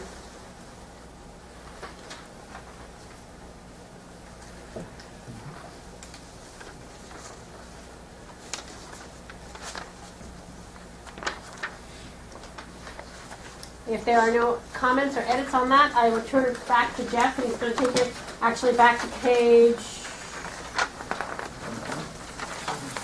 4.2, I guess I covered, because it seems, so I'm not going to go back there. So now I'm going to go to section 9. Okay. Page 22. And section 9 is reporting requirement, which the department imposed on the Lowell aggregation. And the compact's been preparing this information on an annual basis, and I believe providing it to DOER. DOER started requesting this a couple of years ago. So I'm not actually sure what they do with it, other than that they've asked us to, we've been sending it to them. And the point is, this is not a heavy lift. This is just adding another entity on, and it gave us a deadline. There was no definitive time frame. Now it's December 1. And so the DOER appoint, the reporting was sometime in the fall, but not a real deadline? Well, it took some, yes, there wasn't you need to know, and it's good to know. They would ask it for us whenever they sent us the email, and we'd work that process. Now we know we've got a deadline, so the information comes from your competitive supplier. So it's not information that we have, so we have to request it from the competitive supplier. So now having a schedule, I think, is helpful. So just get pretty sublime review. This paragraph, department is DOER and not DPU? No, this is DPU. This is DPU. We're saying that we, in fact, the compact provides it. You just further bring home the point, and I will go through it more closely to clean that up. It should be the first business day, not December 1st. No, it's December 1st. That's when they That's told what us. they asked for. That's what they asked for. Even if it's a Sunday. Yeah, so you'd We have work to 7 days provide a it week on when the I'm Friday before. Ask the staff behind you. Can I just ask one question, and maybe I've missed this in the years that I've been here. What exactly does alternative information disclosure strategy refer to? It's the second line up from the bottom. It sounds like you have to discuss and document it, and I'm not really sure what that refers to. The second line up. Discussion and documentation regarding implementation of alternative information disclosure. The compact doesn't presently do that, but there is an option in terms of providing this information. It's not something that the compact does right now, but we left it in, it's coming right out of the Lowell language, so that that option is there. Can you explain maybe what they might have meant when they included it? Sure. Give me a second. Give me a second to do that. I could try. Before I get off the line, I've got a question I'd like to ask. Okay, your question is for Maggie, Peter? No, my question is, for Jeff? more for Jeff. Okay. And the question, Jeff, is, and I know I'm jumping ahead a little because I'm on page 24, but it says at the start, the compact may elect its funds to pursue renewable energy in excess of the renewable energy portfolio standards. And I question why we need that statement, because when you read what's in the renewable portfolio standards, at least for the utilities like NSTAR, it says minimum. It doesn't say maximum.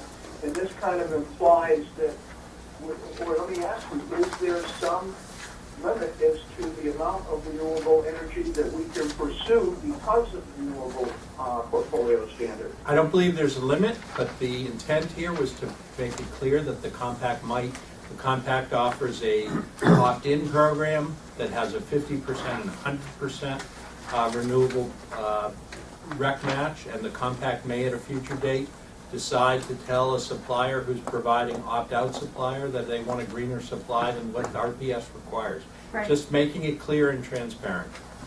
Okay, now I understand this. Thank you very much. Okay. Thank you, Peter. Have a good holiday. Thank you. Okay, I have to, I now need another minute since I was trying to answer Peter's question, so Yeah, I know I rushed, but I'm still going to be around for another 15 minutes. Then you don't have to lose anymore. Now you tell us, now you tell us. Get your 2 cents worth in while you can.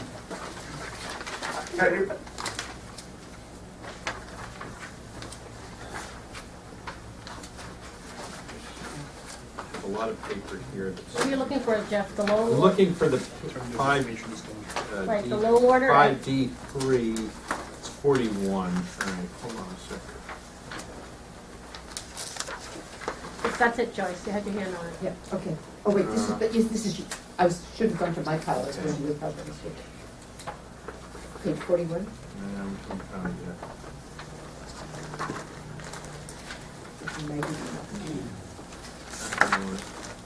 I've got my own.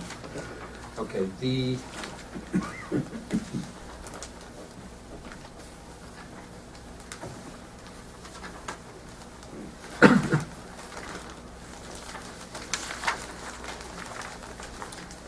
sorry here, it's just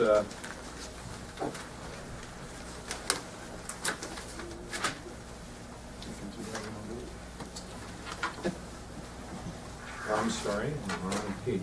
Go to page 49 if you have the department's order. So the department has uniform information disclosure labeling. And the competitive supplier has to provide certain information. And the information disclosure label has to be provided quarterly, and for municipal aggregation plans, the department requires that it be mailed directly to individual customers. Lowell requested a waiver, and they proposed a different way of providing it. Which is exactly the same issue that the Cape Light Compact had many years ago, and addressed it. And DOER, I'm almost positive, Stefan, I'm not 100% positive, I do not believe that DOER asks that this is a new, I mean, we're doing it now to the DPU, but I don't think that's part of what we report to the DPU. So it's kind of a mixing of both issues, but again, no heavy lift to do. Right, just making it clear that we're going to be consistent with that if that's. Right. It's the mix. It's the mix. We also, I believe, have it on a link on our website to our power suppliers website, whomever that will be at any given time, showing what the disclosure label is. It's the makeup. It's consumers' right to know: are you buying system power? Is something coming solely from Canal Electric? That was the case. So So I believe we proposed and how it's been addressed is on our website. We have a link to Con Ed Solutions. You're talking about legal disclosures. Pardon? You're talking about legal disclosures? You mean what is being disclosed? Yeah. It's information labeling, it's what's in the components of the On the power power supply. supply contract. It's by technology. There's some information about labor. Just they're things that are specified by the department and in other places about what we have to disclose. But it's mostly the technology of the energy that's being delivered to the consumers. Thanks, Stefan. And that's referred to in the Lowell decision as an alternative information disclosure strategy? Correct, because originally you had to mail it to all the customers. If you recall, we brought this issue a long time ago about we don't have access to the electric bill. Our second page is included as in the NSTAR bill, and we couldn't do it through the electric bill, so you can't send it out to all consumers. Neither can Lowell, so you have to have an alternative for compliance. NSTAR, for their basic service, I believe, puts it in their bill. I don't know if it's an insert anymore. It's not that too far away from it now, but we'd have to look. But NSTAR sends it out in everyone's electric bill, but it's referring to their basic service. And you get it now from NSTAR, even I think if you're a basic service customer or not. But we as a municipal aggregator had to address this issue. We have an alternative way that was approved as part of one of our original filings. The last one, Jeff? Last one, okay, so section 14 is a brand new section meant to conform with Lowell. There was no guidance, there was no requirement about updating prior to the department's August letter to the compact. And now, the compact, the department almost verbatim repeated that letter in the Lowell decision. So what we're incorporating into the plan is a statement as to future updates. And you have to read the entire Lowell decision, which makes clear that the department's going to look at the factors that Maggie laid out in Chapter 164, 134A to decide if an aggregator should be approved or not. And if you change those things, they want to see revisions. The department said in DPU 12-124, and while it is long, I do encourage you to read it because it really talks. All the law started with the compact, because the compact was the only municipal aggregator for so many years. They say the department does not have authority over a municipal aggregation program spending or funding levels. Once the department approves a municipal aggregation plan, the aggregator can enter into contract for energy supply, enroll customers, and determine required funding levels without further department approval. And they go through that in a number of areas. So what section 14 says is that the compact will update its plan if it's going to materially deviate from the plan. That means if it's some small change, it's not going to go back and do that. It's only going to do that if there's a material deviation, or if the law changes, or the department's decisions, the market changes, so that the approved plan really no longer accurately describes the primary operations of the compact's aggregation. That the compact's power supply is being presented in some fundamentally different way. And then it just repeats that prior to filing a revised plan, the compact will do exactly what you're doing now, consult with DOER, have some kind of public review process, and obtain whatever approvals are necessary. And it goes on to say, beyond these circumstances, the compact's not going to update it for continued operation. And it notes that there are going to be periodic updates to the intergovernmental agreement, which is more of a living document for you, which is what is intended by the intergovernmental agreement statute that the compact was formed pursuant to. Comment, go ahead, Tom. I'm just curious, who determines if a deviation is material?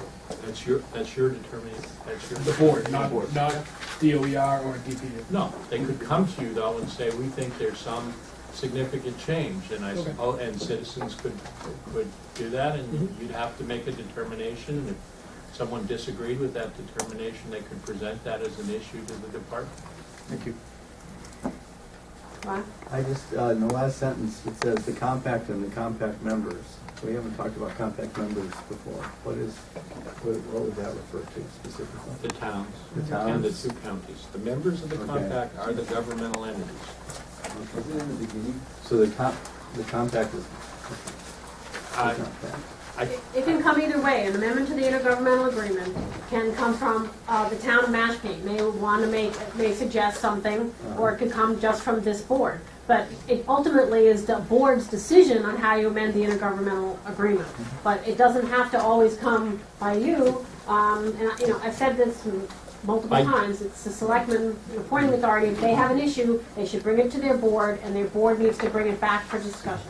Each of the towns that joined the compact, let me put the counties aside if I could, had town meeting votes and board of selectmen votes. They authorized an intergovernmental agreement, and they delegated the authority to the town's appointed governing board members to make further changes and to carry out and implement the purposes of the compact. But there's nothing to stop a town from coming to the compact. Not the governing board member appointed, but saying, we want you to change your intergovernmental agreement. They could propose that if they wanted. It's up to you to decide. A town could withdraw from the compact. Fortunately, no towns have, but they could. Town could say, we no longer want our governing board member to exercise his or her discretion, and we want to, instruct. I mean, that's up to the towns. All right, so that, Peter, you got a comment? Or town council, David. Just a general comment, I don't have it in front of me, I thought I did. I think it was instructive, although I don't know if it directly applies here. Within the Lowell decision, it gave a reason why the compact and the municipal aggregator has these, it's not required, it's fine with the mill adder and so forth. It had, because we are in, and I'm paraphrasing it, we are in a competitive marketplace, and it's viewed as a competitive marketplace. You look at it that way, we are a business in the power supply area.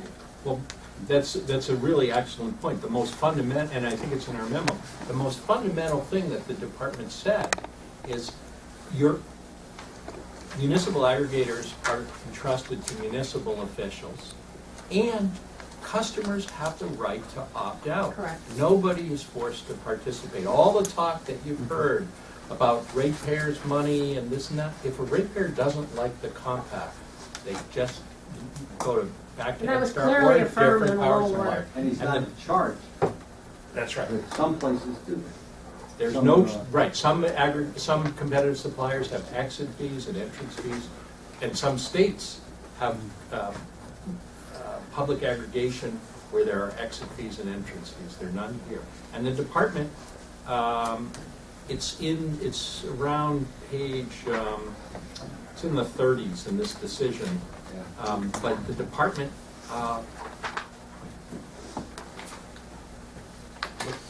really gave that a lot of weight. It's page 30. Is it 30? Yeah, I'm almost sure. 32. Yeah, thank you, Peter.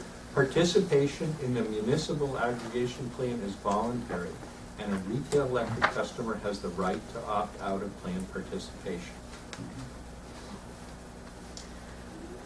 Any other comments? Because if it's 10 after 4, you have a couple other items on your agenda today.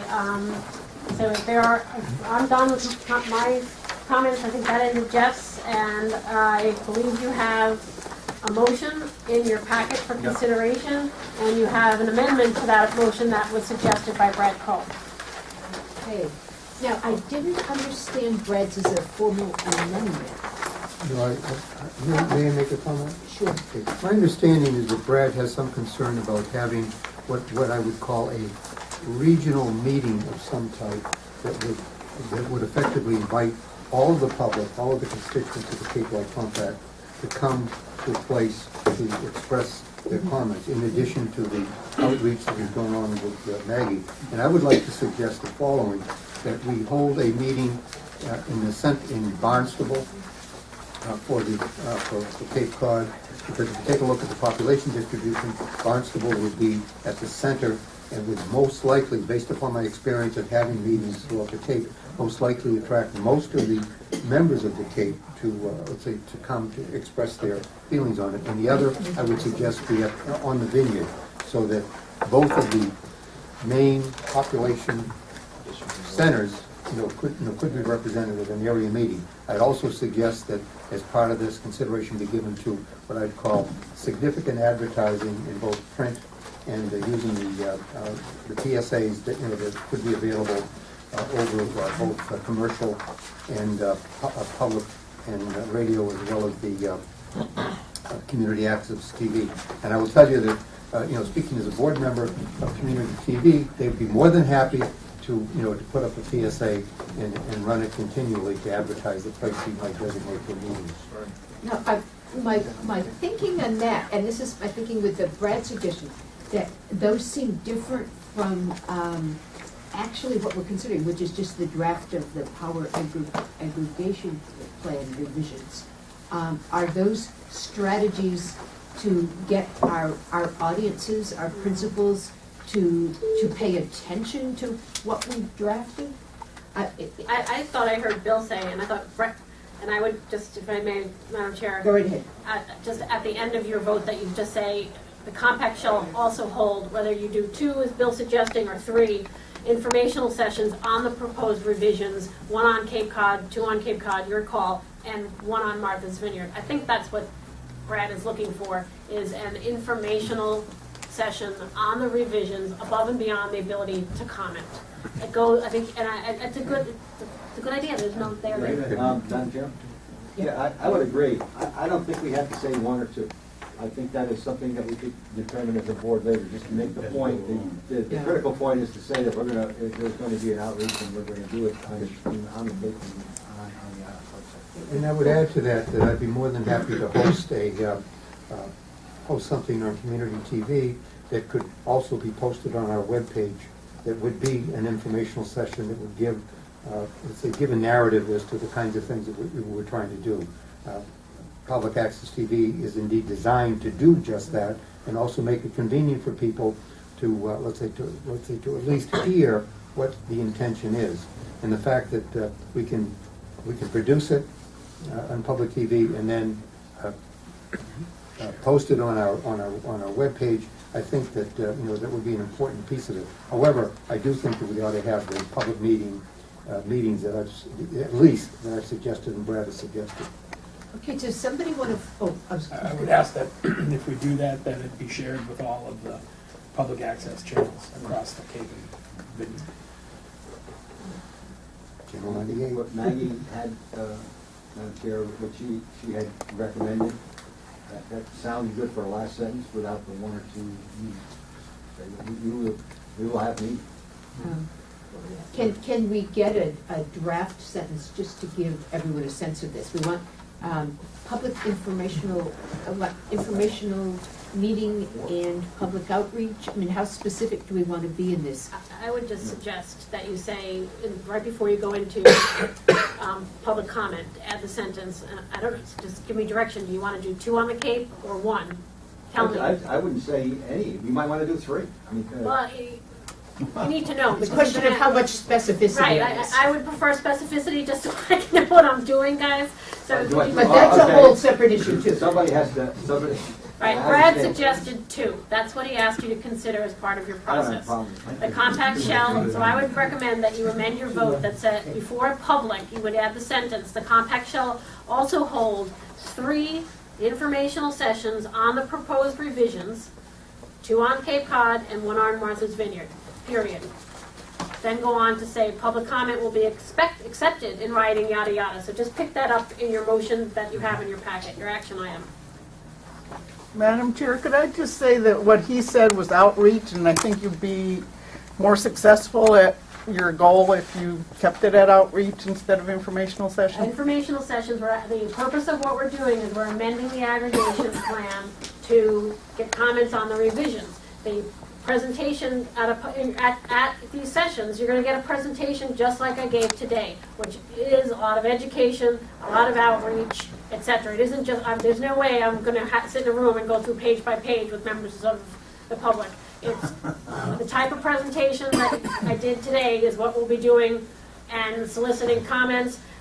It's not a hearing, so I'm not taking comments. It's about the revisions, and then people still have that opportunity to submit their comments in writing. But the gist is, get the word out about the revisions, in general about the aggregation plan.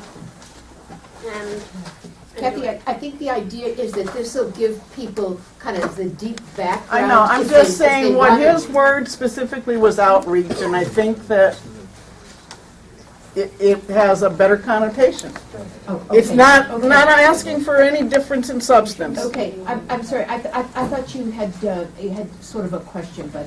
No, I'm saying that what he said, I listened to what he said as his suggestion, and it was outreach rather than informational session, and it's a minor difference, but I think in today's climate, that word's better. Yeah, okay, Kathy, we're going to have to move on with this, okay? Sure. Is anyone prepared to make a motion to move the motion that you have for action in your packet with that sentence added to it? I'll look around and see if anyone wants to make it. Okay? Second. Okay, moved and seconded. How about discussion on the motion? I know. Do we need to add as amended from today's amendments? No, because this is the first motion. This was proposed, so the actual motion is not amended. It's the actual motion. In discussion, I would suggest that we have some, because one of the other things that Brad has suggested, and I agree with, that we have these informational sessions or outreach, depending what the intent is, at a sufficient time so that they would come before the end of the public hearing process. So that, I guess the goal would be that they would be done before the middle of January. Okay, so, and that's Could time someone pressure. reread the motion? then? Yes, our tradition here is to have our vice chair with his wonderful voice reread it, but I don't think we're ready for a vote. Karen has it? You just want to read it. Yeah. The amended motion, it would be to move to the board to vote to approve the proposed revisions to the Cape Light Compact aggregation plan for the purpose of soliciting additional comments from its members and the public. The compact shall also hold 3 informational sessions, 2 of which will be held on Cape Cod and 1 on Martha's Vineyard. Public comment will be accepted in writing through January 31st, 2014, and will be considered prior to the board voting at a final revised aggregation plan for submission to the Department of Public Utilities. And I have that Peter Kokolas moved and Barry Worth seconded. I accept it, Jane. That's the way you do it. Well, that's the motion now. That's There's no- Clears that As up. revised. Okay, now back to discussion of the motion as amended. Okay. So to Bill's point, his question about timing, are we going to discuss timing after we make this motion, or does it need to be in the motion? I don't know that you need to have the timing in the motion at all. I mean, your public comment period is January 31st. My intent is to hold these informational sessions before the public comment period ends so that people then can comment on them. I'm obviously not going to hold them between now and December 31st, but they'll be shortly thereafter. I would just keep the process moving. What are you looking for venue? Bill had suggested Barnstable. I could check and see if the hearing room will hold 200. Sure, we'll get to that. I can work with you. We can work on, those are details that are going to be in the motion. We can work offline, David. Yep. Okay, is there any further discussion on this motion? So the motion now is back to where it was originally when I first proposed. All right. Yes. Okay. With the member. I'll Okay. still second it. David Anthony seconded because Barry's gone, Karen. Okay. He was here at the time. Yeah, but we revised it. But now it's. He didn't revise it. He said it as it was revised, As it was and she just read what he So moved. Barry's still the second? Right. Okay. Okay then. If it looks like there's no more discussion, let me ask our vice chair in his booming voice to read the motion as amended so it'll be absolutely clear what we're voting on here. Do you have it? I move the board vote to approve the proposed revisions to the Cape Light Compact Aggregation Plan for the purpose of soliciting additional comments from its members and the public. The compact shall also hold informational sessions on Cape Cod and Martha's Vineyard, and 2 on Cape Cod and 1 on Martha's Vineyard. Public comment will be accepted in writing through January 31st, 2014, and will be considered prior to the board voting on the final revised aggregation plan for submission to the Department of Public Utilities. Okay, now we'll present that to vote. All those in favor signify by saying aye. Aye. And did I hear correctly, 2 from the vineyard? Yes, well, yeah, from Sue you did. Yep, you've lost 2. Okay, we've lost Tim as well. Okay, thank you, Sue. 1 from the vineyard. All opposed, say nay. Abstentions? Okay, motion clearly passes.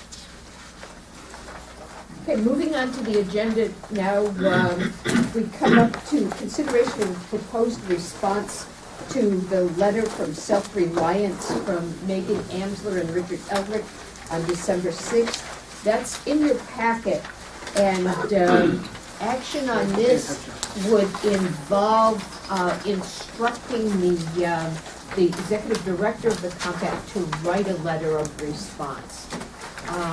Okay, Mr. Doherty? I would propose that our executive director acknowledge with thanks the interest of Self-Reliance and mention that the board, that the board's action is indeed to have informational sessions which would give the public an opportunity to participate, and encourage Self-Reliance to use their means to promote those general meetings, to perhaps get people to participate when they occur. So you would like that to be sure that's included in a letter that we suggest is sent? I would agree. I think it's appropriate, given that this went through all of our board of selectmen and whatever, and I was fortunate to a board of selectmen that understood what the process was, even though they received this. They understood that there was a process by which this was going to occur. The implication here is that it wasn't going to occur, but I think that's a very appropriate way to respond. Any other comments? I think we got to clarify the point that the letter mentions a new aggregation plan. This is a revised aggregation plan. Mm-hmm. Okay, so it should be clear that we correct that.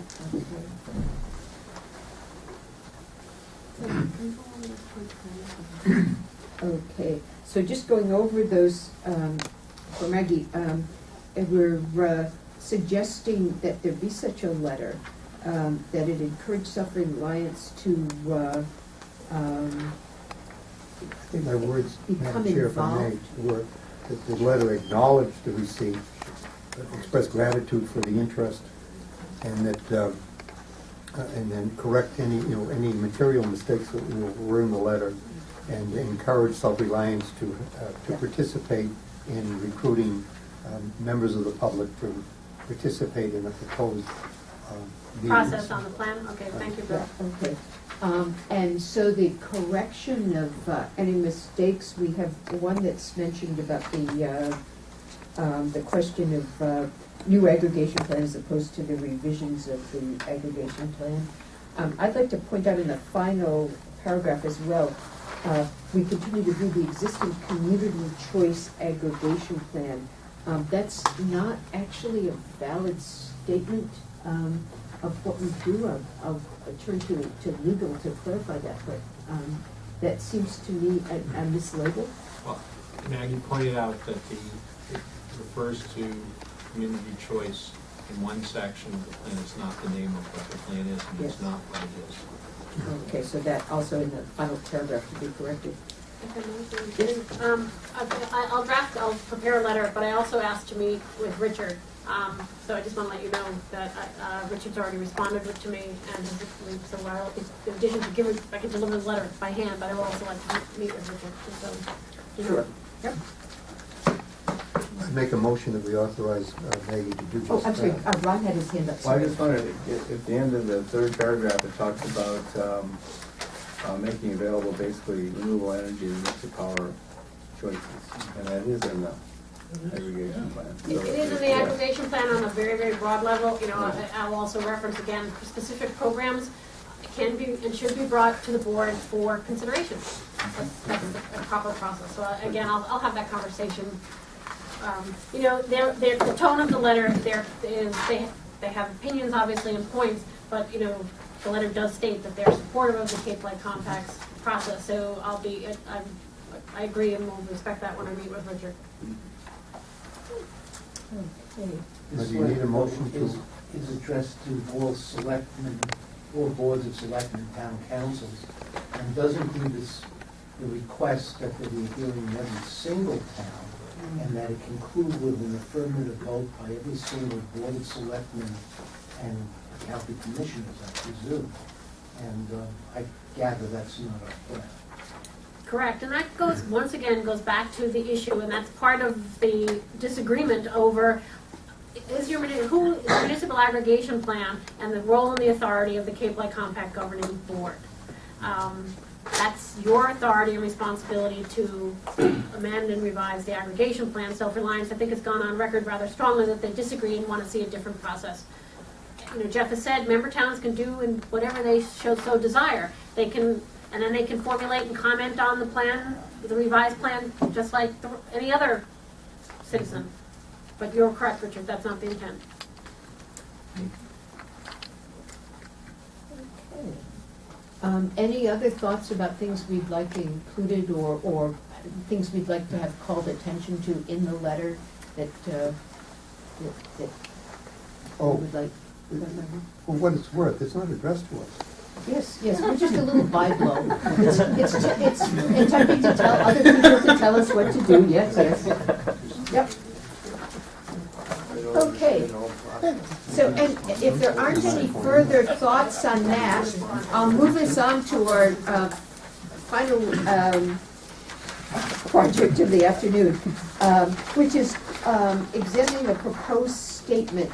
And this involves a statement from us on Barnstable County Resolution 1306, which was the resolution put forward by a majority vote of the Assembly of Delegates a week ago today to send the compact and CVEC to the Inspector General's office and Attorney General's office for exploration. A comment first? Yes, go right ahead. Good at comment. And you were there, Peter. I know you were there live. No, I want to go back to how long ago that we voted to have an audit. We had a review of procedures, and then we had an actual audit, 2008, 9, 10, 11, and 12. And at that time, there was a lot of discussion at this table.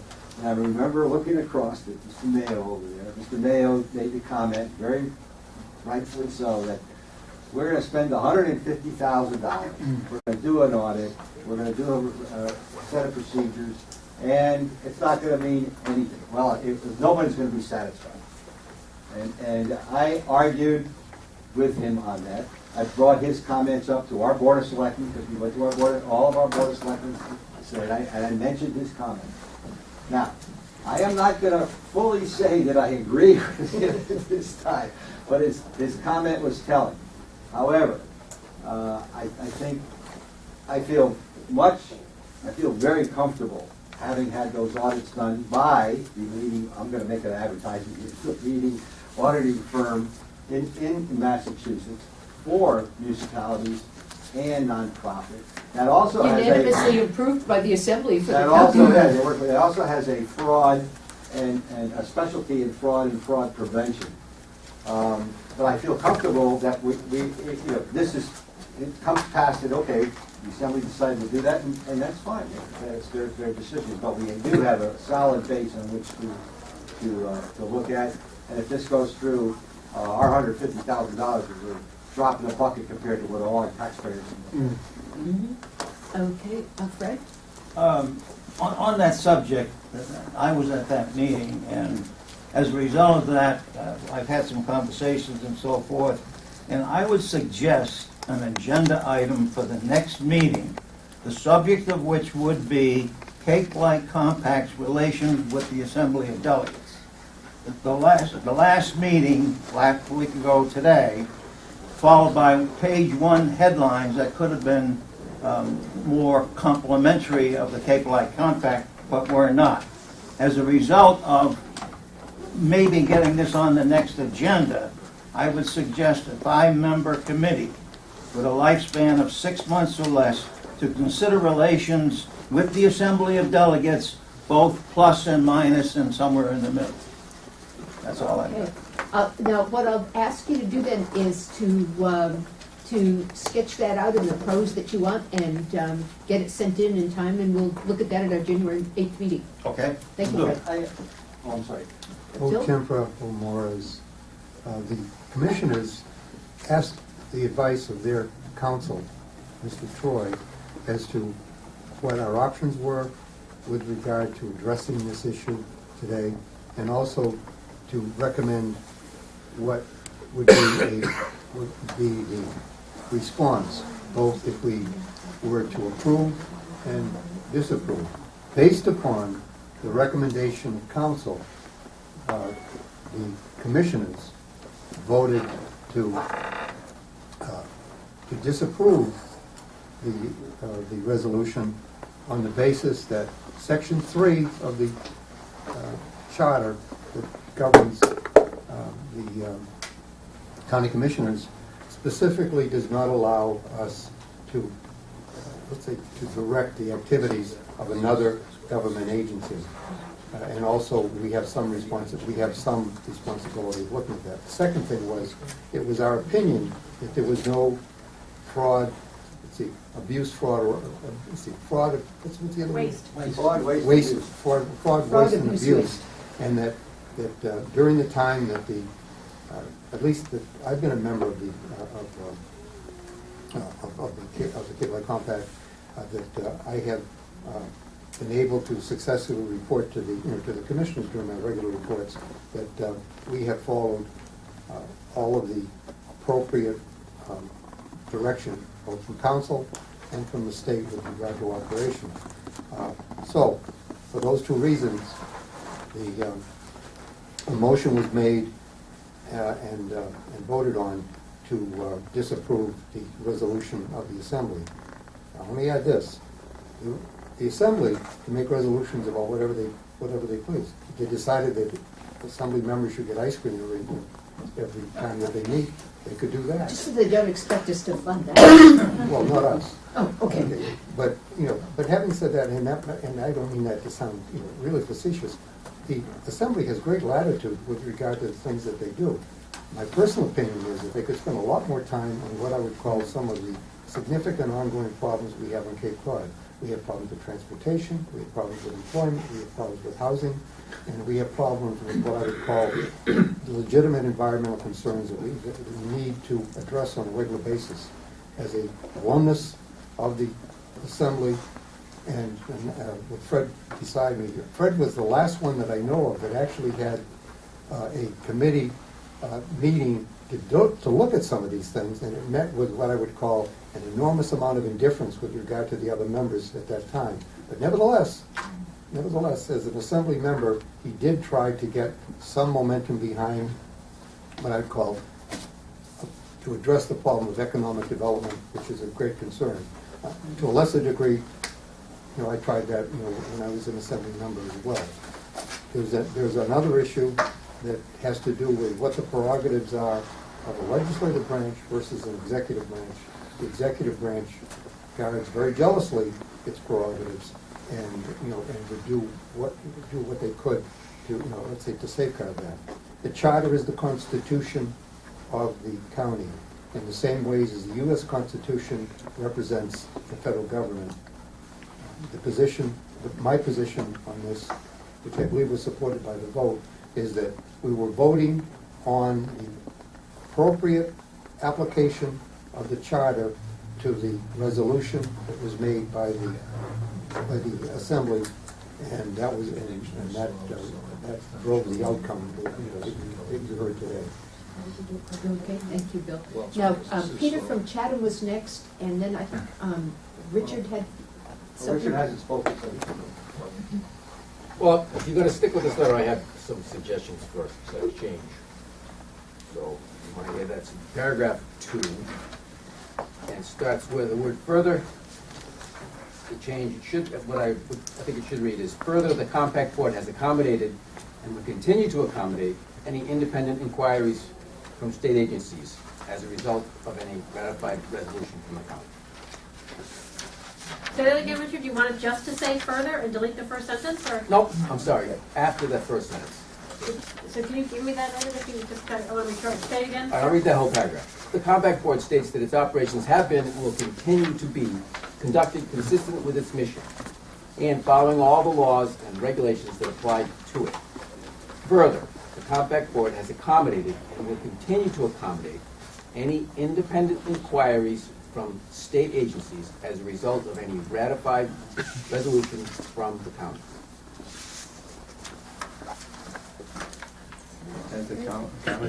I would suggest to you that that's suggesting that the county has some overriding authority which the county does not have. You are a board that represents the members. County, as Councilor said earlier, Barnstable County and Dukes County are members for the purpose of governance, not for the purpose of management.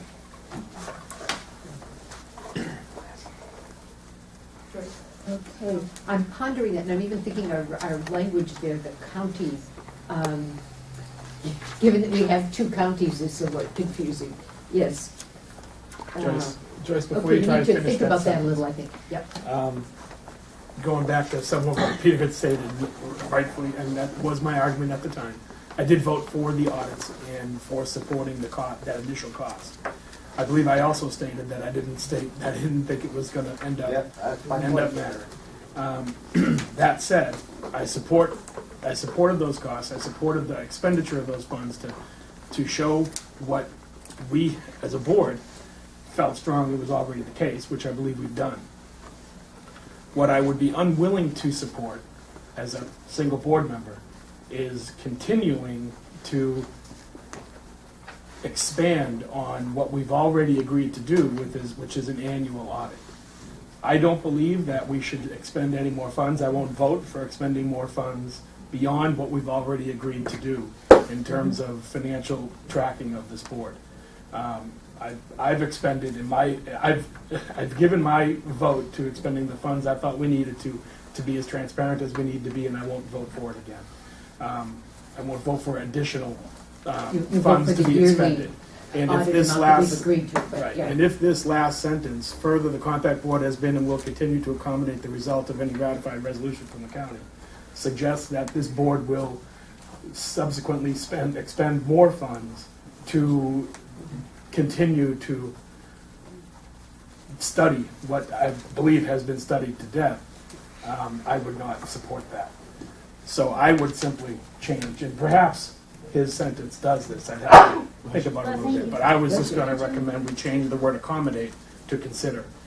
But your sentence might do it too. Like I said, I got to think about it. Tom, is the issue that you have with the result of any ratified resolution from the county?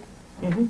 So if they suggest that we have to do audits going back to 1827, and we have to drag up documents that may or may not no longer exist, and piece together shredded documents from the dump at the cost of $7 million.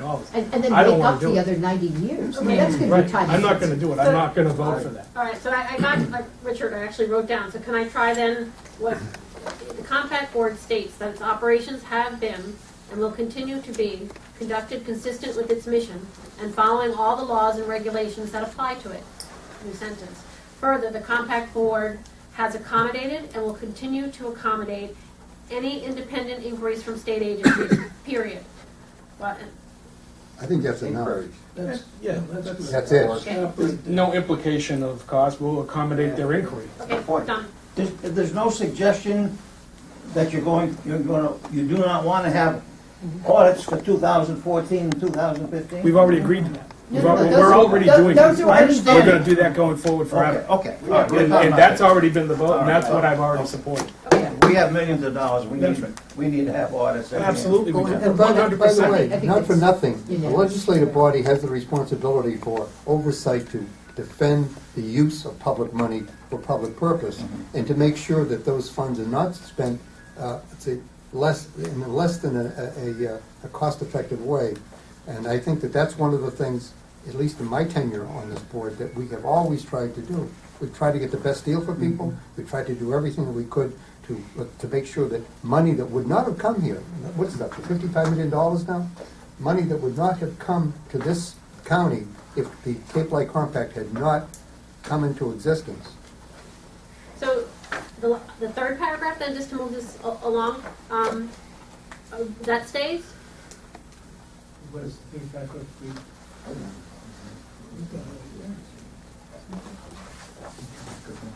That's in your packet. There is, I Is would that- just, Do you even need it? What does it mean? Yeah, right. I would suggest that there's a little bit of confusion in the final half of that sentence. I just dumped the whole thing. It is confident that the past audits will be confirmed and will continue to be committed to our member towns and customers. I think we don't mean that the audits are going to continue to be committed to our Could customers. we add member towns, comma, counties, comma, and customers? Because the county is only a member of the board. And then, Not at all. Yes, I would amend it if you're gonna do that, but I've heard three people say delete it, so tell me what you I'm want not to sure do. we're looking at additional costs, so why do we need to mention it? I think that it Fine looks, deleting it looks to me like the will continue to be committed to our member towns Delete that. and Required customers. for future That's like audits, meant to be some sort of pleasant reach out ending that doesn't go with the first half of the sentence. Take out town. But with the first part of the sentence too, Joyce, says, while the compact board does have some concerns regarding the cost and time required for further audits, we've already committed to that. That's going to happen. It's So I referencing, that sentence is timed to the county's resolution, and if you strike the reference to the county, then you should strike that part of the sentence, because now they're out of sync. I agree. That's why it's there. It's a link to the previous sentence clause which you just struck. Entire last paragraph. I gotta tell you that I would stop at the first sentence, because that's exactly what we've done. The rest of it is all speculation, and we might do this, we might do that, and it seems like the kind of, jargon and rhetoric that really doesn't say anything, other than, we're all things to all people all of the time, and everybody knows you can't be all things to all people all of the time. We've done this, and that, and there was an additional statement about, we would certainly respond to any inquiry.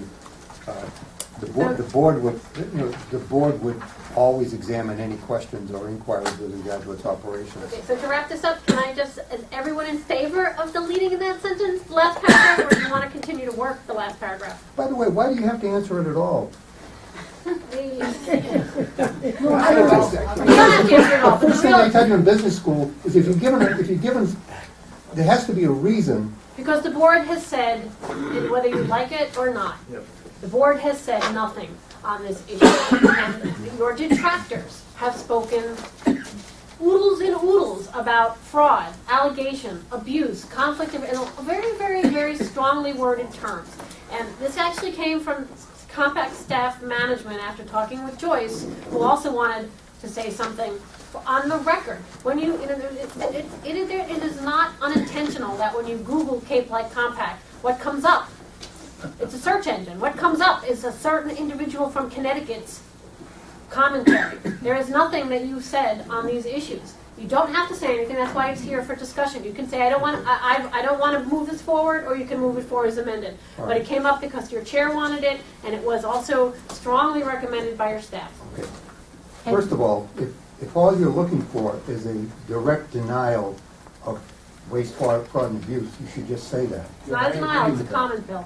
I would say that we have spent $150,000 of ratepayer money and not covered any kinds of rate fraud, abuse, whatever, waste, fraud, and abuse, and in the interest of our ratepayers, we need to limit the amount of their funds we will expend in pursuing this.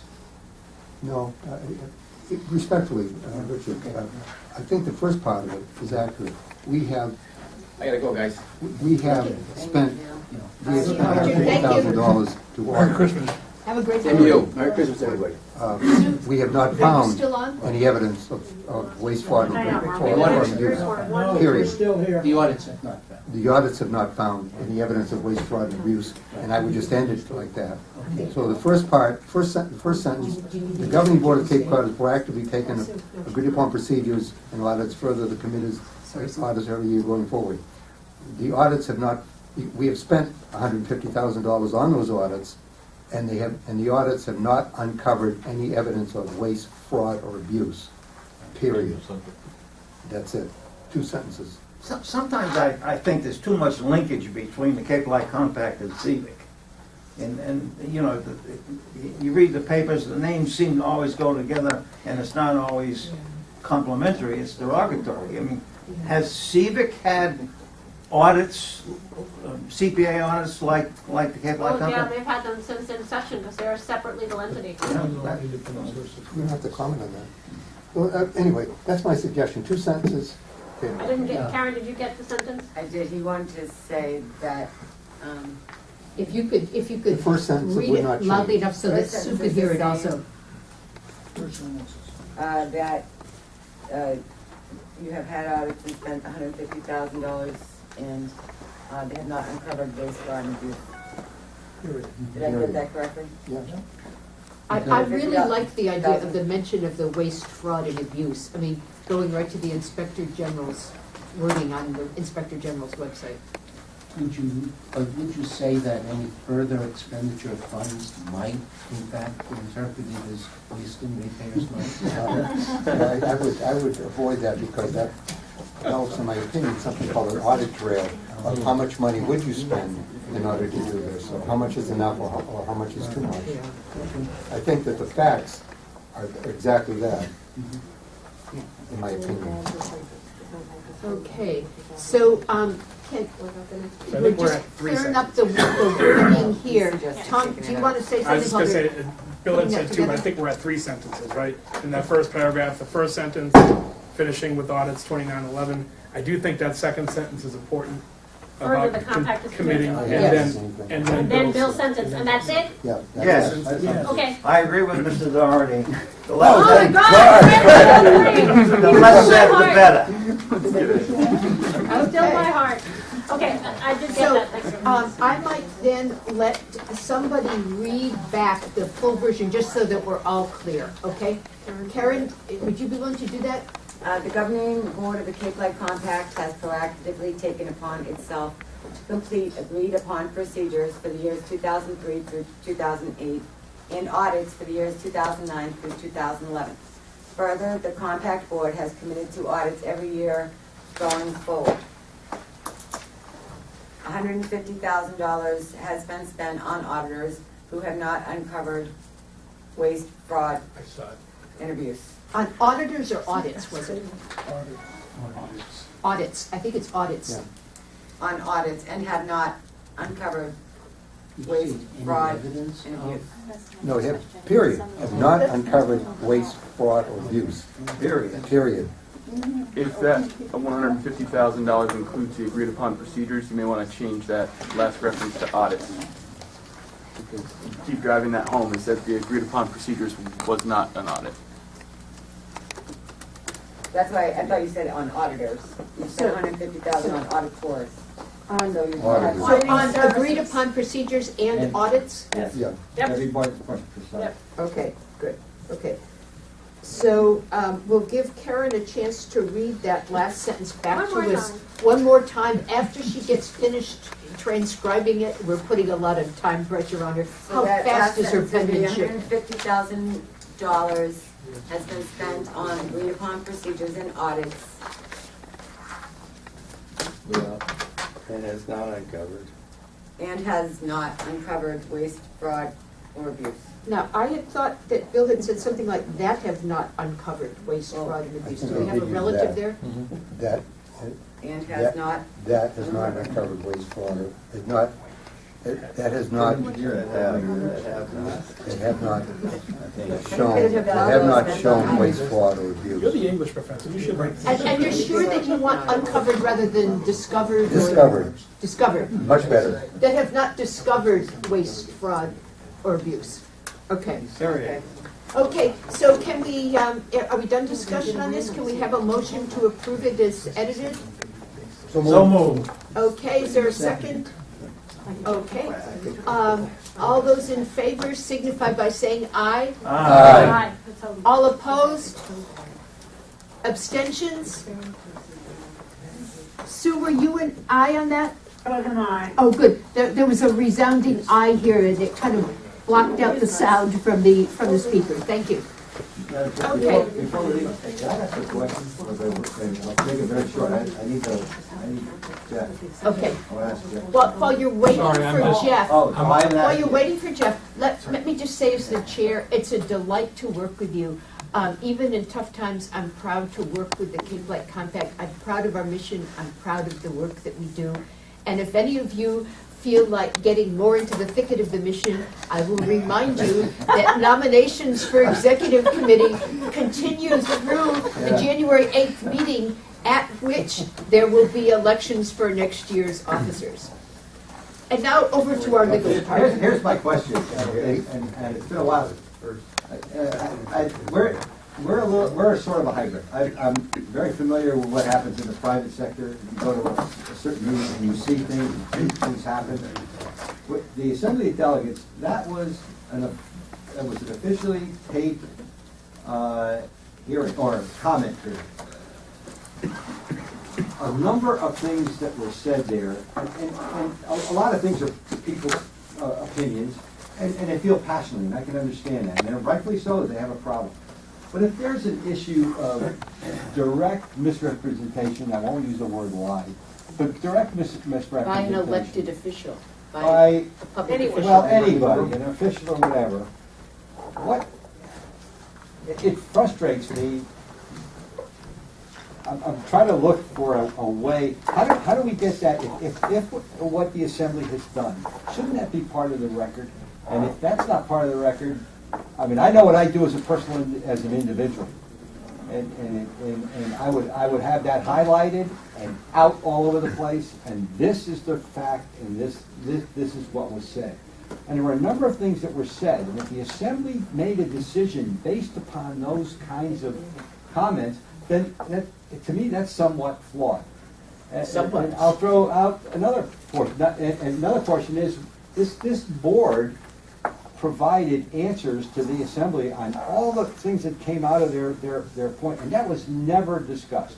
I'm carrying out a little bit more than I should, but it really upsets me. I try very carefully to set a standard, at least what I try to do, and try to at least find the facts before I open my mouth about and make an allegation. And I'm kind of talking around a question. I don't know what the legal question is. You're talking about politics. I want to go. The First Amendment provides a lot of room for statements that are pretty outrageous. It's not unlimited when you do something, but it's a very high standard. If these kinds of statements were made in a private context, I will say on this camera there'd be a lot of people who'd be facing lawsuits that they would be very likely to lose, but it's unfortunate, but it's political. Then I kind of agree. Maybe that's as best I can respond. Yeah, I agree that some sort of like Fred says, an outreach or some kind. We ought to put this on the agenda. We need to be proactive against things like that. Can I just say something though? In connection with Peter's comment. I mean, we were both there. Fred was there. And I guess I would differentiate. Public comment often involves, at least in the town of Yarmouth, striking stuff that you would never bother to refute because everybody knows it's public comment. I was troubled to hear some assembly members say some things that were counterfactual, as in whoppers. And I'm wondering if part of Peter's question isn't, is it advisable for us to separate out those that were made by public officials and presented as facts from the subcommittee investigation that are in fact not true about our organization, and perhaps send a correction to be added to the Assembly Journal, which is their transcript of the meeting. It becomes a public document, it's on the Assembly's website, and if anyone ever cares to look, then it's there correcting things by public officials. Okay, so now I'm going to pass that over to the legal department as that amended question, and by taking what I think Peter wants to get at. Peter, I don't want to be an idiot about this, but it's just, I mean, Peter, did you have the Cyber operations course? Pardon? Did you go through the Cyber operations course? Yeah. We ought to talk about that. That's right, because I think this is the approach we need to use. Diplomacy is war by other means, right? Joyce, you actually raised an issue because I heard Assembly members make comments specifically, expressly about me, that they should know better and were factually inaccurate. So I'm going to, and I think that is a proper way to correct the record with a letter from the Cape Light Compact. I would not address public comment. No. It is a rabbit hole that I do not recommend you go down. The statements from members of the Assembly of Delegates that are factually inaccurate should be corrected by the board. I think they should be discussed maybe at your January meeting. That's a heavy lift. There's a lot of stuff that was said there. So that's one way to address it, because it does become part of the record. The other thing is you have to remember that the Assembly believes what the public there said. They're not every single member of them. If you ask Patrick Princey, he believed why he voted the way he voted. He will tell you. He said it in the paper. I voted because I think the only way to get this resolved is the Inspector General to come in and say do their investigation, and they are there. Now, that goes to Tom's issue as to whether or not that will be true, and your comment, well, then what's the next there? But the other members of the Assembly believe what the members of the public are saying. You heard it today at the commissioners' meeting. They don't believe we should be in the energy business as a public entity. So and you're not going to change that. You're not going to change that fact. But you should correct the record if an elected official during the meeting made an inaccurate statement. I would not address their feelings or their opinions because you can't. But if they said Peter Kokolas has been the chairman for 5 years, that should be corrected. Oh, way to go! But we can increase the communications between the compact and the Assembly. And I think if there were more communications, a lot of things that happened at that damn meeting would not have happened. well, it's not just the meeting. Look, It's the last few been a years. year and a half, or a 3 year or whatever. 3 years. 3 years. 3 years. Well, whatever. I've done 3 years. But you look at what was said, and things that are said, you look at what the compact provides, and you know, they ask, for instance, I still remember this one, you know, they ask for certain factual data, and asked for a whole bunch of financial information, and they received it, and it was this high. So the histrionics, we show, oh, look at what this is, and I haven't been able to go through it, and I don't quite understand it, and I don't know what's going, and I understand that, but they asked. Well, they asked for it, and my point is, I got on this board. One of the things that I was very interested in was the financials. It took me a little while to figure it out. It's not what I did when I was in the private sector. It's not what I like it was when I was in government at one time, way back. It's not like what we do at our town, not what we do on our planning committee or our finance committee. because we're a different type of entity. We are not another layer of county government. We are a intergovernmental agreement, and we have certain requirements we have to understand. And I don't know how many times I heard after answers were provided in another meeting, and then critiques again about why can't this be like the way we used to run a town?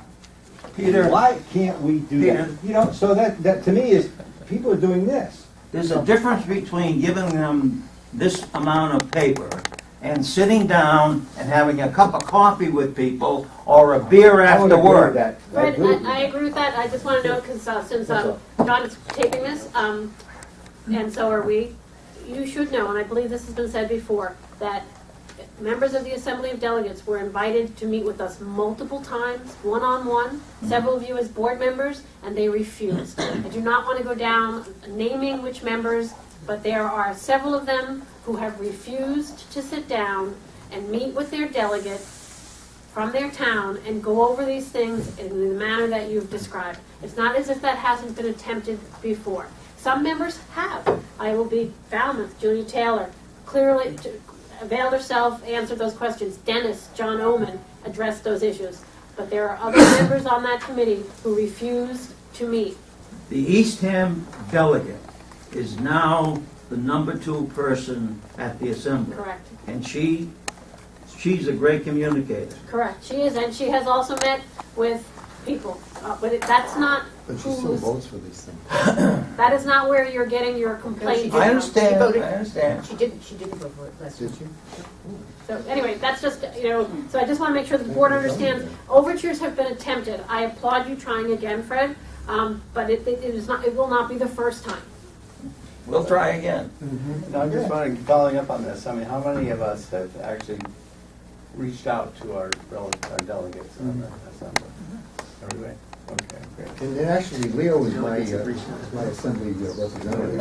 Continues That's a problem. He continues to tell me Okay, that that's a problem. we can run for commissioner. You gotta move, Bill. So I just want to make sure that I understand then that we're looking at at any corrections we make for something for the January meeting then. I just say that because I'm concerned, as having been at the meeting, with the level of misunderstanding. For example, an assembly delegate said that the county is the administrator of the Cape Light Compact. That was said more than once. Not, we have an administrative service agreement with it. No, they administer it, therefore the assembly has the power to do this. It was also said, for example, that Maggie was the president of CVEC, in spite of the fact that CVEC, she has never been the president of CVEC, and CVEC is on its second president as it moves along. And these seem to me the kinds of things that need to get corrected. Finally, I'd like to say that I think we should just be very good about correcting the record generally, because I would like to see this become a teaching case in business schools and schools of government, in terms of how things go wrong, how things, I hope, like future chapters, get solved. But I think it's a very interesting, tricky, private government mix where we've seen interests from outside intervene to a great extent. May I suggest, Madam Chair, it's time to adjourn? Ron had one more? No, it's all right. Okay, well, the chair can do no such thing without a motion. Well, before you, And from the legal department. so I just received a Yes, letter. we voted on the letter, yes, yeah. Oh, no, incoming correspondence will be here all night with Mr. I've just gotten a letter from the chair of the DPU. She sent one to all municipal aggregators telling the compact that that it needs to start filing an annual report by December 1st of each year, which is something that you adopted in the revised plan. And more importantly, she talks about that issue of whether you can suspend your municipal aggregation program and switch everyone back to basic service, which is we talked about a bit and is explained in greater detail in our memo in the order. And she says there's a little confusion in the past, and they want to make it clear that once you switch people back to basic service, you're done. Yep. And they're going to have a grace period, though, for any municipal aggregators who have a currently suspended program. And so the compact, if the compact program is currently suspended, which it isn't, and the compact wants to maintain its aggregation status without starting all over, again putting a gloss on what a new aggregation plan is, you better get a supplier and re-enroll your customers. City of Lowell suspended their aggregation plan. Well, they asked to be able to do it. And some of Hello, excuse me, Marlboro did, and they're all, most of these are Colonial Power, which also is taking a mill at her. The Attorney General didn't like at all, sort of as profit, because the municipalities weren't paying or collecting funds to administer the programs. So the department's giving everybody a year to get back in business, or you're out of the municipal aggregation business. How many municipal aggregators are there right now? There are quite a few, and they're mostly small towns. I believe that there are 7, 6 or 7. And another dozen or so more. And there are quite a few pending, and most of them are Okay, but Colonial right now Power. there are We'll 6 find or that 7. out and Okay. send it to you as a follow-up, because I think that is a good thing to be able to know in terms of talking points. Motion to adjourn. Okay, and I believe there's. Okay, before there's everybody almost leaves, I universal want you to hear nod. this phone number, because there's a fundraiser tonight that I'm participating in, and I want to see some action. 508-619-7298.